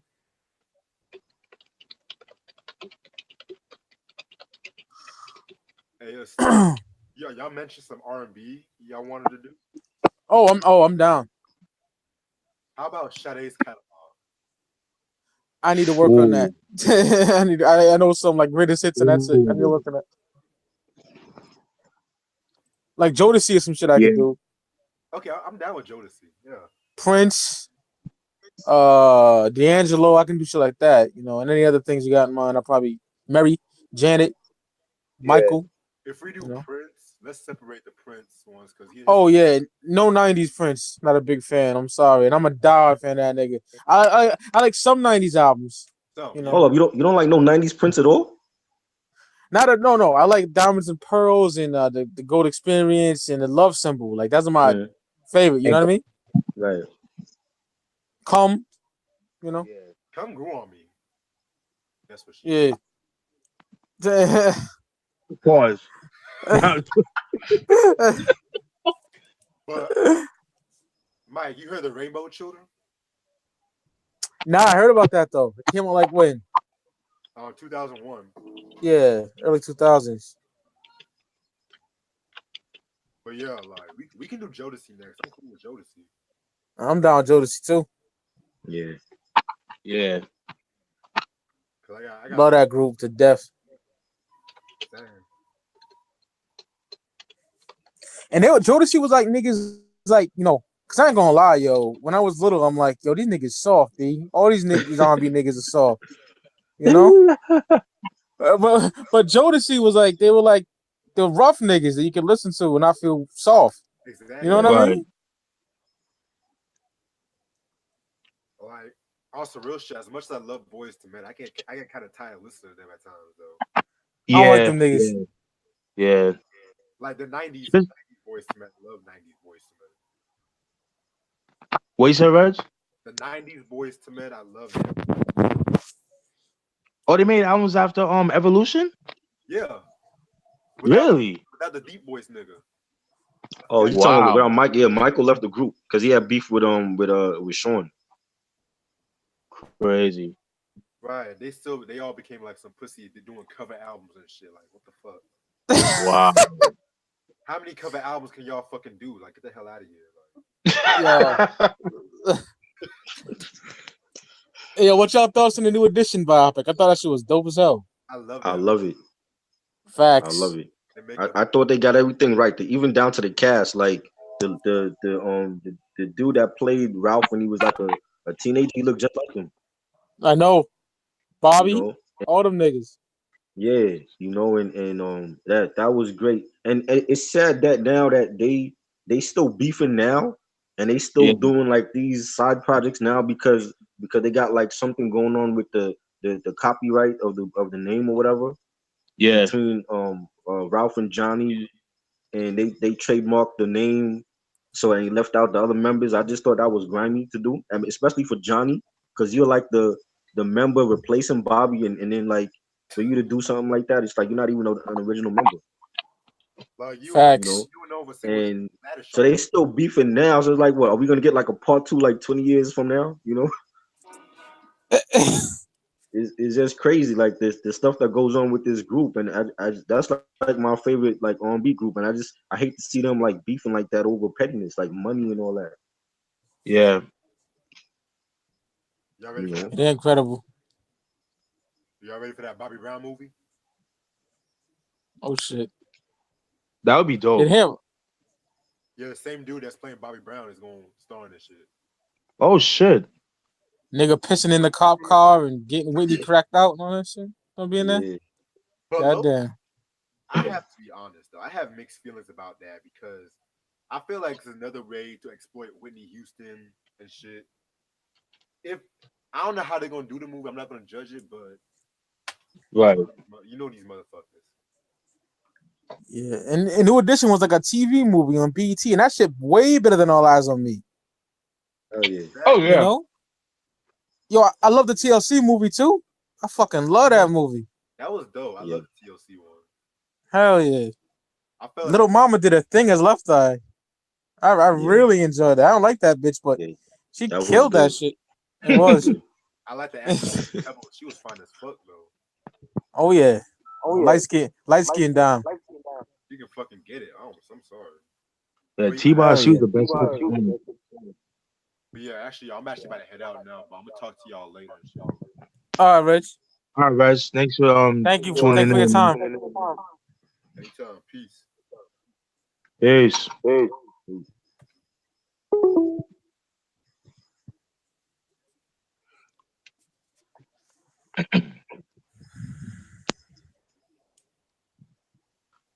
What do y'all? What did you guys think about Ralph Tresvant? Huh? I ain't hear. Ralph Tresvant? As a solo artist, Yeah. I feel like Ralph was like after watching the movie last year, I Yeah. feel like um their expectations for Ralph was like more than what we expected from him. Because I didn't like when I look at Ralph, I didn't look at him as the next Michael Jackson. You know what I'm Right. saying? And I feel like the expectations for him was too high at that Right. time for him. I don't feel like he wasn't that type of dancer and not that type of singer to be Mm. on Michael's level, you know. And he is he was a great leader for that group. But I feel like now, like I've seen him in person, like he don't have that voice no more now where he can do Candy Girl or he can do this if it isn't love. You know what I'm Right. saying? I feel like now they need to have like Ricky Bell become the leader, like lead vocals, because I always felt like Ricky was left in the dark, like for whatever reason, like he was like the underrated singer. It was always Right. about Right. Ralph or Bobby, and I feel like now Ricky needs to be in the forefront of the group as far as like if they plan on ever doing new music again as a group. You know what I'm saying? Because he still has his voice. You know, Johnny also. You know what I'm saying? But Ralph Right. is a great leader. You know, like he had like some hits as a solo artist, but he was never gonna reach Michael Jackson level. At least not to me. Oh no, definitely not. You know what I'm saying? Oh yeah. I mean, even Bobby, like Bobby, I don't even think he would have reached Bobby's level. And Bobby was a great solo artist. Absolutely. You know what I'm saying? Like before the whole Whitney drama and the drugs and all that, like Bobby, people forget like Bobby, there was no R. Kelly at the time, there was no Usher. Like he was the king of Facts. R&B at that time. You know, Nah, and that's a fact. yeah, and he has hits. Like he has his own greatest hits album with every song was a hit on him. You know what I'm saying? And it's a shame, even with him, it's a shame to see how what happened with him. But Ralph, I never felt like Ralph was gonna be some big solo star. I agree. Because truth be told, only sensitivity. Right. You That know. nigga voice though, incredible. I didn't feel like the record label didn't really know how to promote him either. I felt like after sensitivity was like, okay, well what we gonna drop next? Right. You know? Right. And, he had that one hit on Mo Money, the Mo Money's soundtrack, Money Can't Buy You Love. Yeah. That's Yeah. really Yeah. like the only other hit, really. You know what I'm saying? So it was like I felt like they didn't really know how to promote him at that time. It was, you know what I'm saying? So Yeah. I just felt like his solo career could have been better than what it was. No, you right about that. You know, But you know what it is too, because at that time too, um, music like the New Jack Swing was kind of like the music at that time was like it was going to a different direction. right, And I think Ralph he was kind of like stuck into like the late '80s, early '90s, right, and that's all he was known for. Whereas somebody like Bobby, he was always transitioning and always bringing new breaking new right. ground. Whereas Ralph, he was like very, I think he was too comfortable. I think that's what it was, Yeah. and that like hurt him. And also at the time, Bobby had Teddy Riley. Like Teddy Riley was the guy. Wow. You know what I'm saying? That was Facts. the guy to go to. There was no Jermaine Dupri or Timberland or Pharrell. You know what I'm saying? And Right. that was and I feel like Teddy Riley also, you know, had a major part in Bobby's solo success. And Ralph didn't Oh, that's have a that. He fact. didn't have no like Babyface or Teddy Riley behind him. Right. You know. Teddy Riley, Yeah, what because a without producer, man. Yeah. Yeah, He's great. without Teddy Riley, there'd be no Neptunes, no clips, none of Exactly. that. And he's the one that discovered the Neptunes. Yup. And Timberland. You know. And Teddy Riley is the reason behind that. Benzino had one good song. Right.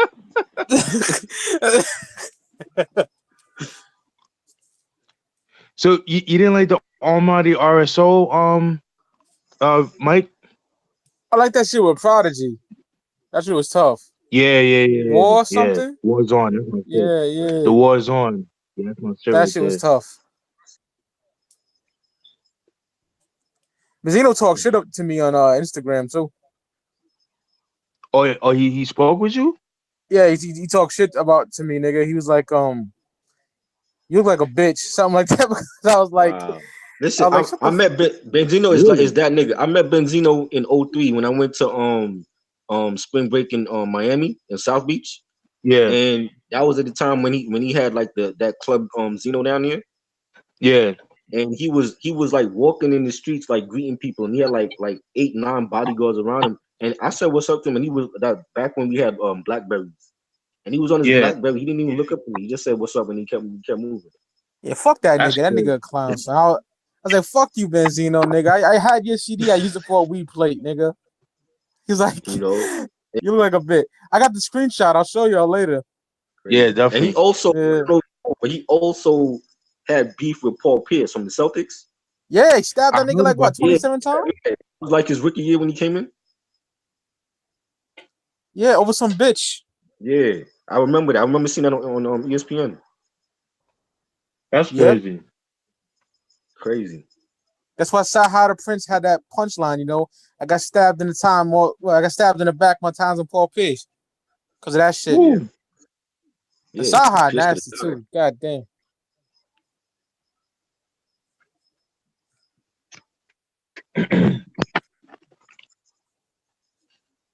Yeah, man. Yeah, I hate artists like that, man. Like, Yeah. like if it wasn't for us, like you wouldn't be shit, you know? He's like real arrogant. And I don't know what for. I'm like, what great hit did you ever have that you could be so arrogant like that? Not a damn thing. You know what I'm saying? Like I'm trying. Like I never listened to Almighty Artists. So like I remember when they did the hardcore thing back in like '94. Yeah, But I was like, yeah, when you associate horrorcore, everybody gonna think of the Gravediggers or the Flatliners. You know what I'm saying? right. They're like an afterthought. You talking about Benzino, and you know what I'm saying? So I was like, well, what hit did he ever have that he's so cocky like that? Facts. You know? And Yeah. like it's like and like the whole beef he had with Eminem, and I'm like, come on, Oh man. my god. That was a waste of time. Eminem wasted balls on him. Yeah, facts, yo. Triboro, facts, You know? man. And Yeah. then Benzino try to make I think he tried to write his own album 5 mics. Yeah. Like, come Wow. on, son. Like really, my nigga? Really? I had that Benzino project shit. I'm like, yo, the nigga from my state. Let me support this nigga. But I made a big mistake because that shit is fucking frisbee music, nigga. Throw it out the fucking That's when the van, source nigga. was going downhill when he started doing shit like that. Yep. Yeah. He gave Godson a low rating just because Eminem did the cross beat. Like that Right. is so fucking petty, nigga. Wow. Yo, Steven, What's up? tell the chat the story about Vinny Paz, how he was a dick to you. If you don't mind touching on that? Yeah. That's cool. That's cool. Yeah. Now pretty much he had like a post on Facebook because that's when he had a private Facebook page. I mean he had a personal Facebook page, and he said something. I forgot what it was about, but I put my piece. I said something, and then it was like some fucked up shit. So I commented on it, and I said my piece, and then like he started making like slick remarks, like saying like, Right. oh, this guy, he can't take a joke. And then like, like his Wow. followers like started chiming in, like agreeing with the nigga, like trying to like bash me and shit. I'm like, man, fuck y'all. So I deleted that nigga after that, yo. Fuck that nigga, man. That's wild corny. I don't care how good your music is. Yeah. That is whack, yo. Yeah. Seriously, I got your back, Steven. Fuck that. No, That's corny as fuck. Yeah, but that's mad whack, yo. Yeah. You know? Yeah. It's social media. I could sit here and tell you how many people I've gotten into, verbal jabs on Instagram. Angela Yee, Big Twin, like all of them. Really? Oh, Yeah. Twin? Dwight Howard from the NBA. Wow. You know what I'm saying? Twin? And huh? You said Twin Gambino? Yeah, Big Twin from Infamous Mob. Oh no, you gotta speak Yeah. on that, dude. These are my favorite. Oh, That's old. That's some other shit. That's over. Like that was like some woman shit. But like oh, come like on. Oh man. it though. But the way that he did it, it was like I know that you lying about shit. You know what I'm saying? I already know. I wanted to see what he had to say about it.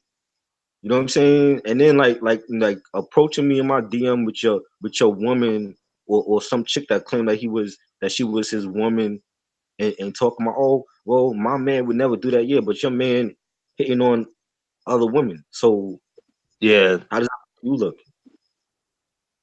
You know what I'm saying? damn. So you know what I mean? So and and Yeah, and I was like, yo, and he was cocky about it, like, oh, you don't buy CDs. I'm like, I was the first. I was on your street team for the Infamous Mob album, the first one. I right. A promoted special for your edition. album. Yeah, that the special edition joint. I buy Yeah, CDs. You know what I'm saying? I'm not one of these downloading kids. right. You know what I mean? So he just had like he was real arrogant and you know I don't care if you a celebrity or not. Like I treat everybody like the same. I'm not gonna you know act different because you on TV or whatever. Right. You know what I'm saying? And that's how these celebrities are. Like they don't have thick skin. Like they real petty. And when it Right. comes to Angela Yee, same thing with her. Dwight Howard, same thing with him. Matt Yeah, Barnes, I'm same thing talking with about. him. I'm sorry. I'm talking about Twin and Angela Yee, but I The can Angela understand. the Angela Yee thing happened because there was a page I used to be on, and the guy that posted something about Angela Yee was about the whole thing with her and Gucci Man. Right. And Gucci Man, like he was on the station and something about like she wanted to fuck him or some shit like that. And she was denying it. Right. She saw the post because the page was public. She saw the post and started going off on everybody on the page talking about, oh well, then y'all need to get your facts straight. That didn't happen, this and that. So I chimed in and me and her was going at it. And this was on her birthday. Like she's on while you on Wow. social media worried about what I'm saying on your birthday. That doesn't make sense. What You know what I'm saying? the Like you fuck? off or whatever. You know what I'm saying? So she's going. I'm like, yo, like I'm like, you're not even relevant. Like I only tune in to the Breakfast Club to hear Solomon. Nobody want to hear your ass. You know? You just Yeah, eye candy, bitch. next time bring Solomon to the shit. Make it more interesting. You know what I'm saying? And then she blocked me. She got mad and she blocked me. Wow. Yeah, but I like from like little things like that. Like I'm like, yo, these people forget these people like you see on TV on the radio. They still hit humans at the end of the day. They Facts. don't a lot of people care too much about what people say about them on social media. Them niggas eat like us, they shit like us, they bleed like us, nigga. Facts. You You know know? But what I mean? but, but you see the problem. But see, I agree with you, Triboro. But the problem is, we live especially in American society, we give so much power to these celebrities Yeah, to the point that where it gets to their head and they have like a narcissistic god complex exactly. kind of you know what I mean? And it's just like from what I heard, like Kanye, for example, how we don't like his narcissistic behavior. He's always been like that. He's Kanye always blocked been me like that. too. Who? Kanye, he blocked me too. Yeah, fuck that nigga. You're better He off, got honestly. back on Instagram. I had tagged him in one of the albums. I had made like an album post for him, and I tagged him in it. And he blocked me. What a Just cocksucker. to be friends with him? Yep, The Yeah. the fuck? I got a story, yo. crazy yo. Go ahead. The guy Fahim and my comic blocked me. Both them niggas blocked me. No. Yeah, yeah. Just because I said when that whole beef with Griselda, I said I like you, I like Mark, but y'all niggas won't be shit without Griselda, and they blocked me. Like fuck y'all niggas. It's the truth. Wow. Is am Wow. I lying? Am I lying? No, you're not because I didn't know about them until with the Griselda family. You know what I mean? Yeah, Yeah, I that's just take true. it too. Cause how you gonna shit on that nigga? That nigga did nothing to you. You know? That's crazy, dude. And I But still Pete listen to Rock, Mark. what happened? And I still listen to Mark. You know. Oh, no doubt, no doubt, no doubt. What up, Like Pete Pete Rock? Rock is another one too. Oh shit. He blocked you? No. He don't no like he never blocked me, but I'm just like what I've peeped about him is like, Mm, if you disagree with him I noticed that. or if he knows you or anything like that, Mm, that's when he'll comment. yeah, I But if noticed you that too. post like Eddie Go, I love your beats and he won't respond to that because like and I've known people that met him, he's kind of Mm, like a dick and shit like that. But his yeah, brother Grap Lover, mad cool, yeah. mad humble. Yes, I spoke to him. Wow. I On think I Twitter, think Yeah, right? Grab, I think yeah. Grab used to have a YouTube page too. What Yeah. happened? What you said, Triboro? I said I think Grab used to have a YouTube page also. Yeah. Yeah, man. But it's Yeah. like I said, man. It's the fans, man. Like they give them that power for them to act like that. Cause like I Right. knew somebody that lives in Chicago. He was saying like when College Dropout came out, um, he was like the fans was asking for autographs and he wouldn't even give them autographs and shit like that. Right. You know, yeah, you know what I'm saying? Like that's corny, man. Kanye was cocky from the beginning though. Like it's just that in the beginning nobody knew who he was. Right. But he always had that cocky swagger to him. You know what I'm saying? So it was like he always thought he was bigger than life. Mm-hmm. And we see what it manifests into now. Right.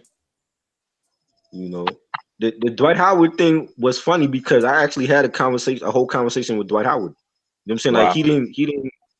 he wasn't like I don't know if he was mad. If he was mad, he didn't let me know. Like there was a post that this guy used to have this page on Instagram, Culture No Vulture, and he made a post last summer about Dwight Howard and what did people think of can he come back after all the injuries? And I said no. I felt like he had his best years in Orlando, and when he went to LA, Kobe took his manhood. But what I didn't know Dwight Howard was on the page. Oh shit. So when he saw the comment, he hit me up in DM and he left me a thumbs up. And I hit him up. I was like, you know, I'm only speaking the truth. You know what I'm saying? Like I'm a sports fan. You know what I'm saying? And I told him, I'm like, your best years was in Orlando. Like when you went to LA, something changed. Something happened with him when he went to the Lakers, and then when he got to Houston, he broke down. Right. So he hit me up and he was like, man, y'all just don't know, shaking my head. And he was like, I'm gonna come back stronger. And I was like, well, why did you sign this? You had just signed to the Hornets. And I was like, why did you sign to Charlotte out of all teams? Like, if you want a ring, they're not gonna get you a ring.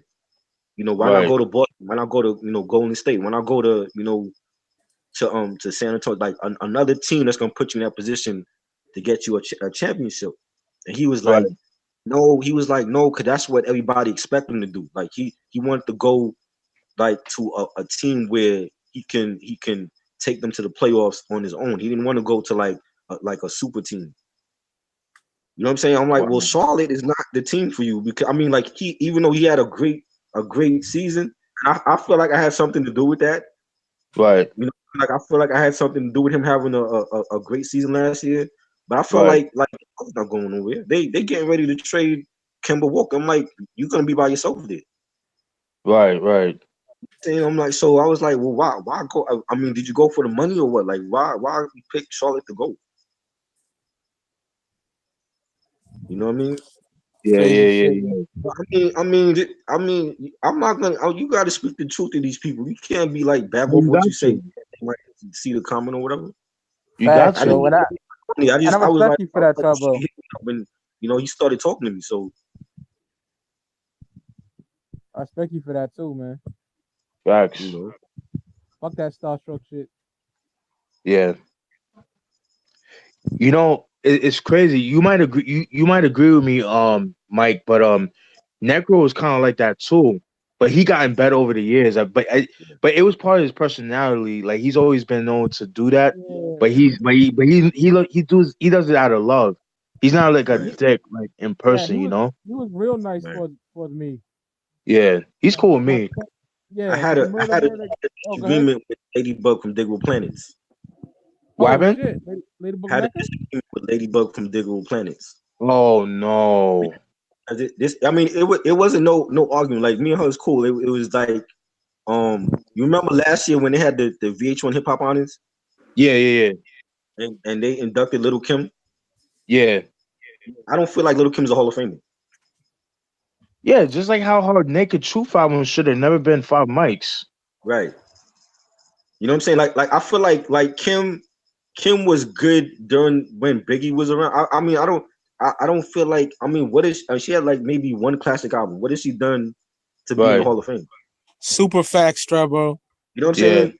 So Ladybug, that was a post that she had on her page last year. I had said that and she disagreed with me. And then she ended up requesting me and you know, up until like before my page I reported like we were friends on it, but that she thought otherwise. She felt like Little Kim should have been in the Hall of Fame. And I just don't feel like, I mean, I'm from Brooklyn, I'm telling you, I don't feel like Little Kim is a Hall of Fame. Right. She You dumb fine though. She dumb fine, Ladybug. Yeah, she that is. know what I mean? But I fucking mean, blowout comb, yo. Oof. yeah, that was dope. Hey. You know, Yeah, like Tribro, this is shit that I go through on a daily basis. If I put right? anything about hip hop related, you get Oh yeah. Mike can tell you.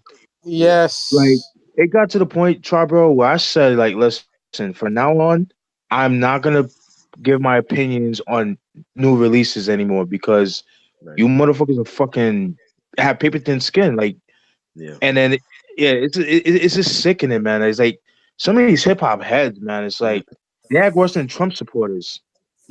I don't Like blame you, seriously, yo.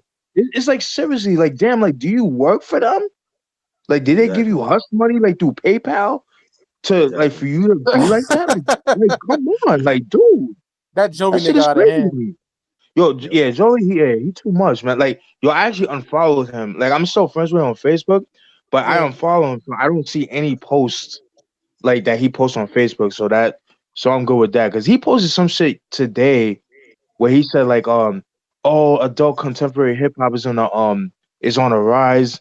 He put Ugh. Kanye, Pusha T, Jay Z, Nas. I'm like, How was come Pusha on. T adult contemporary? Pusha T talk about slaying fucking coke. Apparently to him, What? that's Kid Cudi. I'm like, dude, come on, man. That's some shit the Grammy committee worries about. Like hip hop Yeah, heads ain't worrying about no adult contemporary rap.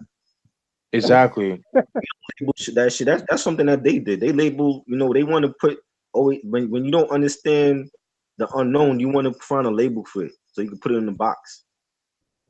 Yup. You know what I'm saying? So it's like I never looked at gangster rap. Like to me, I never label West Coast rap gangster rap. Like it's just rap to me. I don't label Ice Cube or Tupac gangster rap. Right. You know what I'm saying? That's something that you know the powers that be, they did all that. You know, let's label this backpack rap and gangster rap and Which I fucking hate. neo I soul, hate the all this backpack. shit. Yeah. Huh? No, I was saying like I hate when they use the word backpack rap. I Yeah, hate that shit. yeah.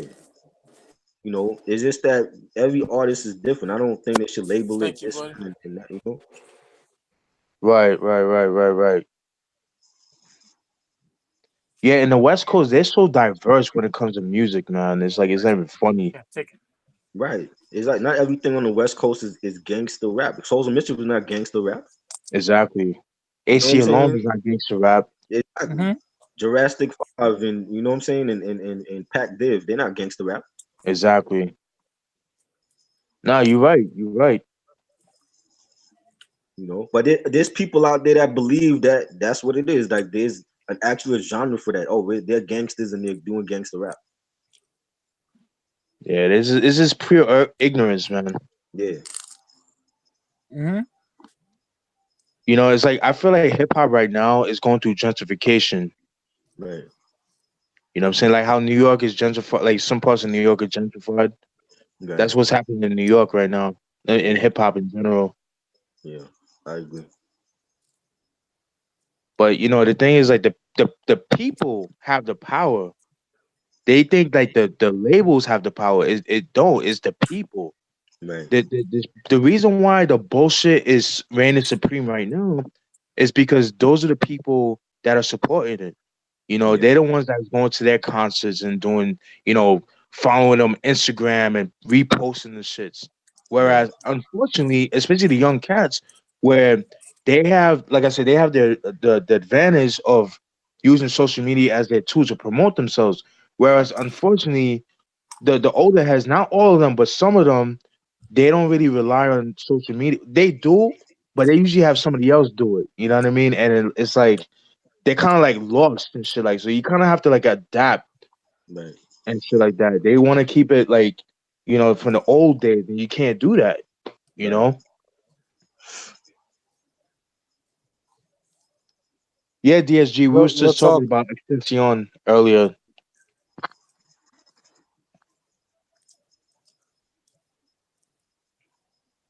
Now go ahead, my bad.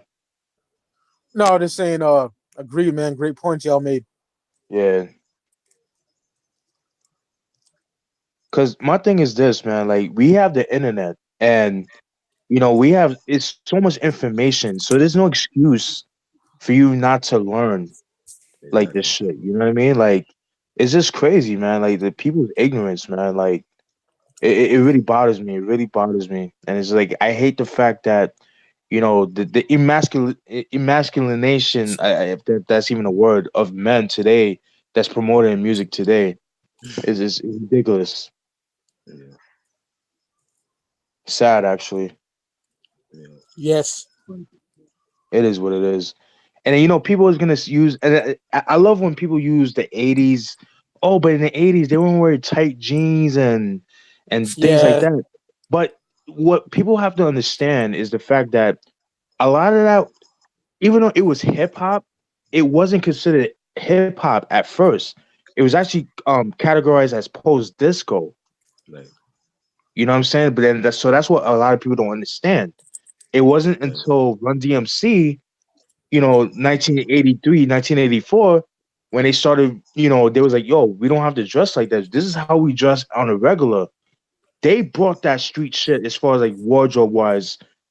You know, it's okay. You don't have to dress like these other cats. We dress like how we dress every day. This is us. That was And I corny when. think, Oh my bad. what's up? No, you good, you good. Oh, that was corny when Melly Mel was like, "Oh, they ruined it." You ever see that documentary? Because No, but them I've niggas heard are. him say, I heard him say Yeah. that though. Yeah, Because them niggas are dressing all flamboyant and gay. Like, fuck out of here, right. son. Yeah, yeah, yeah, yeah, yeah, yeah. It's crazy. Even Curtis Blow was dressing like that too, man. It's like, Mm-hmm. but it is what it is. Run DMC made it cool to wear gold chains and your shoelaces untied. Facts. Yeah. And that's when everything changed. Like when they became marketable and mainstream, that's when everything changed. Right. You know, and now it's like I don't know. Like the fashion now is totally different than back in the day. It is. You know, It is.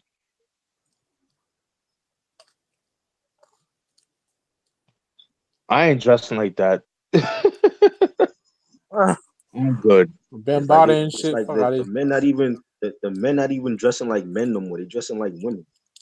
Facts. You know what I'm saying? Like pink hair and all. Like I don't get it, Yeah. yo.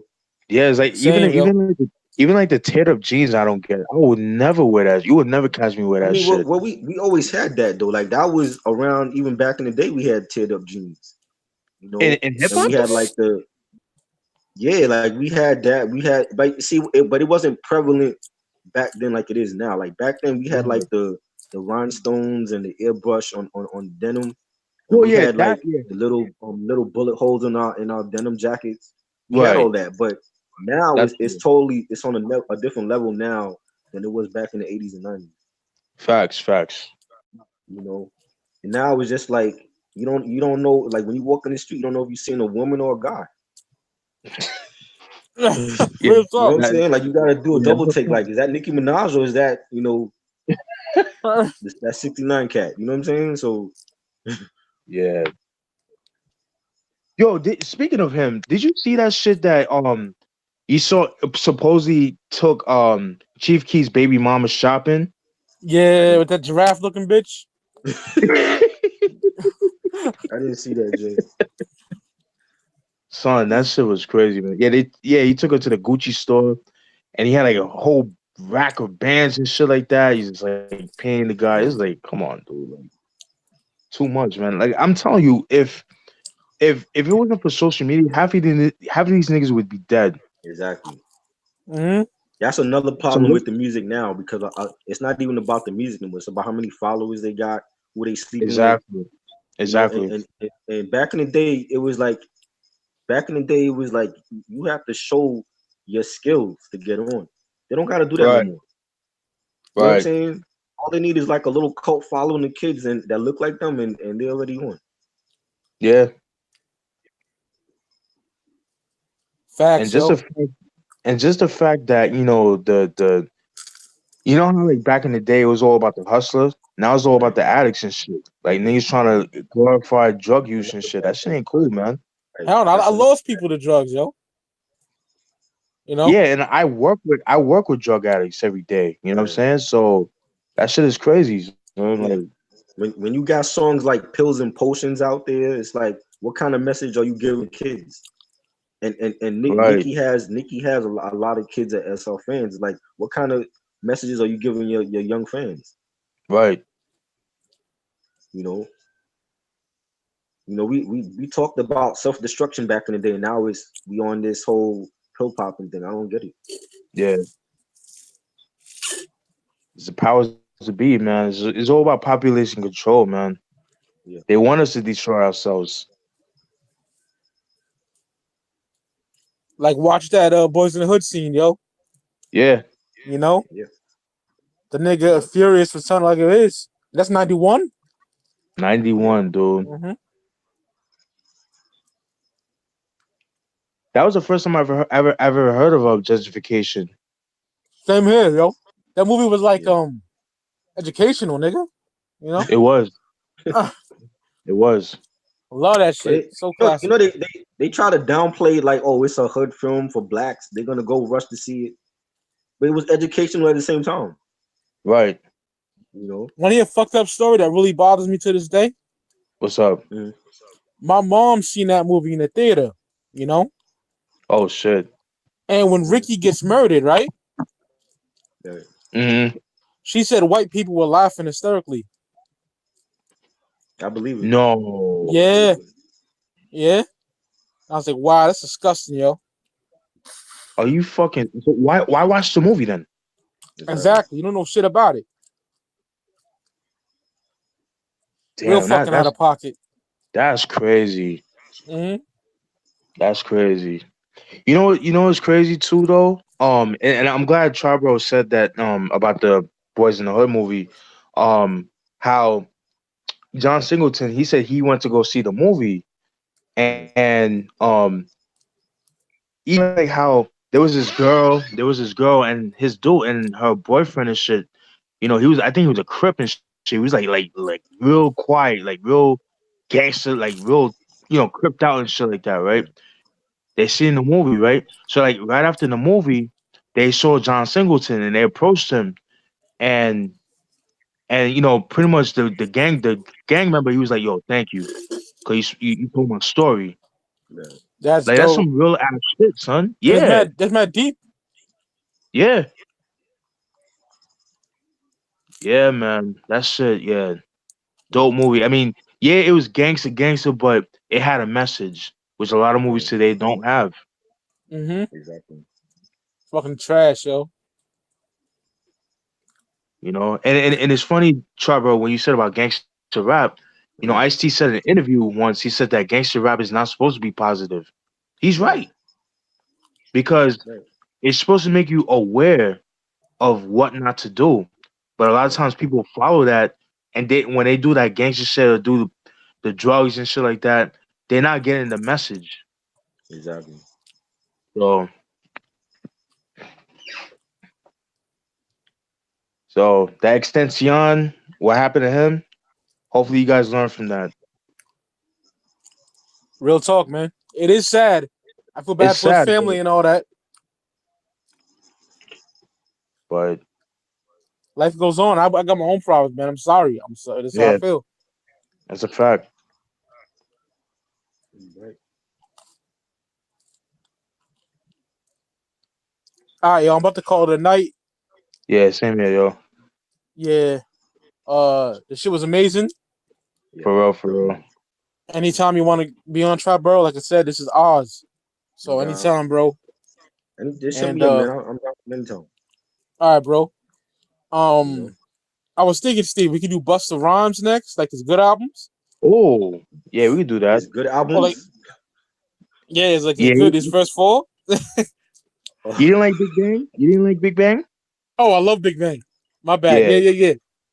6? Yeah. yeah, And we he could do had a like couple good. Jodeci too Yeah, if y'all want. yeah, we could Yeah. do that too. Yeah. Definitely, yeah, because I gotta well, no, I do remember the Jodeci albums, but yeah, some of the Busta Rhymes albums I have to revisit, like the ones I don't really fuck with, like It Ain't Safe No More, Back on My Oh, that's BS, terrible. yeah, so I have to revisit those and give my thoughts on that, but they weren't that good, but just to like re-listen to it, so let me know it's a Yeah, good time same for here. you. Like I said, I'm off, I'm off Monday and Tuesdays, and I'm off this Thursday, so. Let me know what's a good time for you. All right. Thursday, I think Ross want to do Isha Manadis. Oh, yeah, I'm down for that. All right. All right. Yeah, And then like Monday, whatever, we can do like Busta, Jodeci, whatever. yeah, I'm down. All right, yo. It's been All right, real, yo. fellas. It's been real. All Chat, right. thank you for your participation. Tribro has been real. Much appreciated. Rest in Hell peace. yeah. Thanks for joining in earlier. The And chat, Wu-Tang's thank for you the guys. children. Facts. Wu-Tang's for the children. All right, see you on the flip side. Peace. Peace, y'all.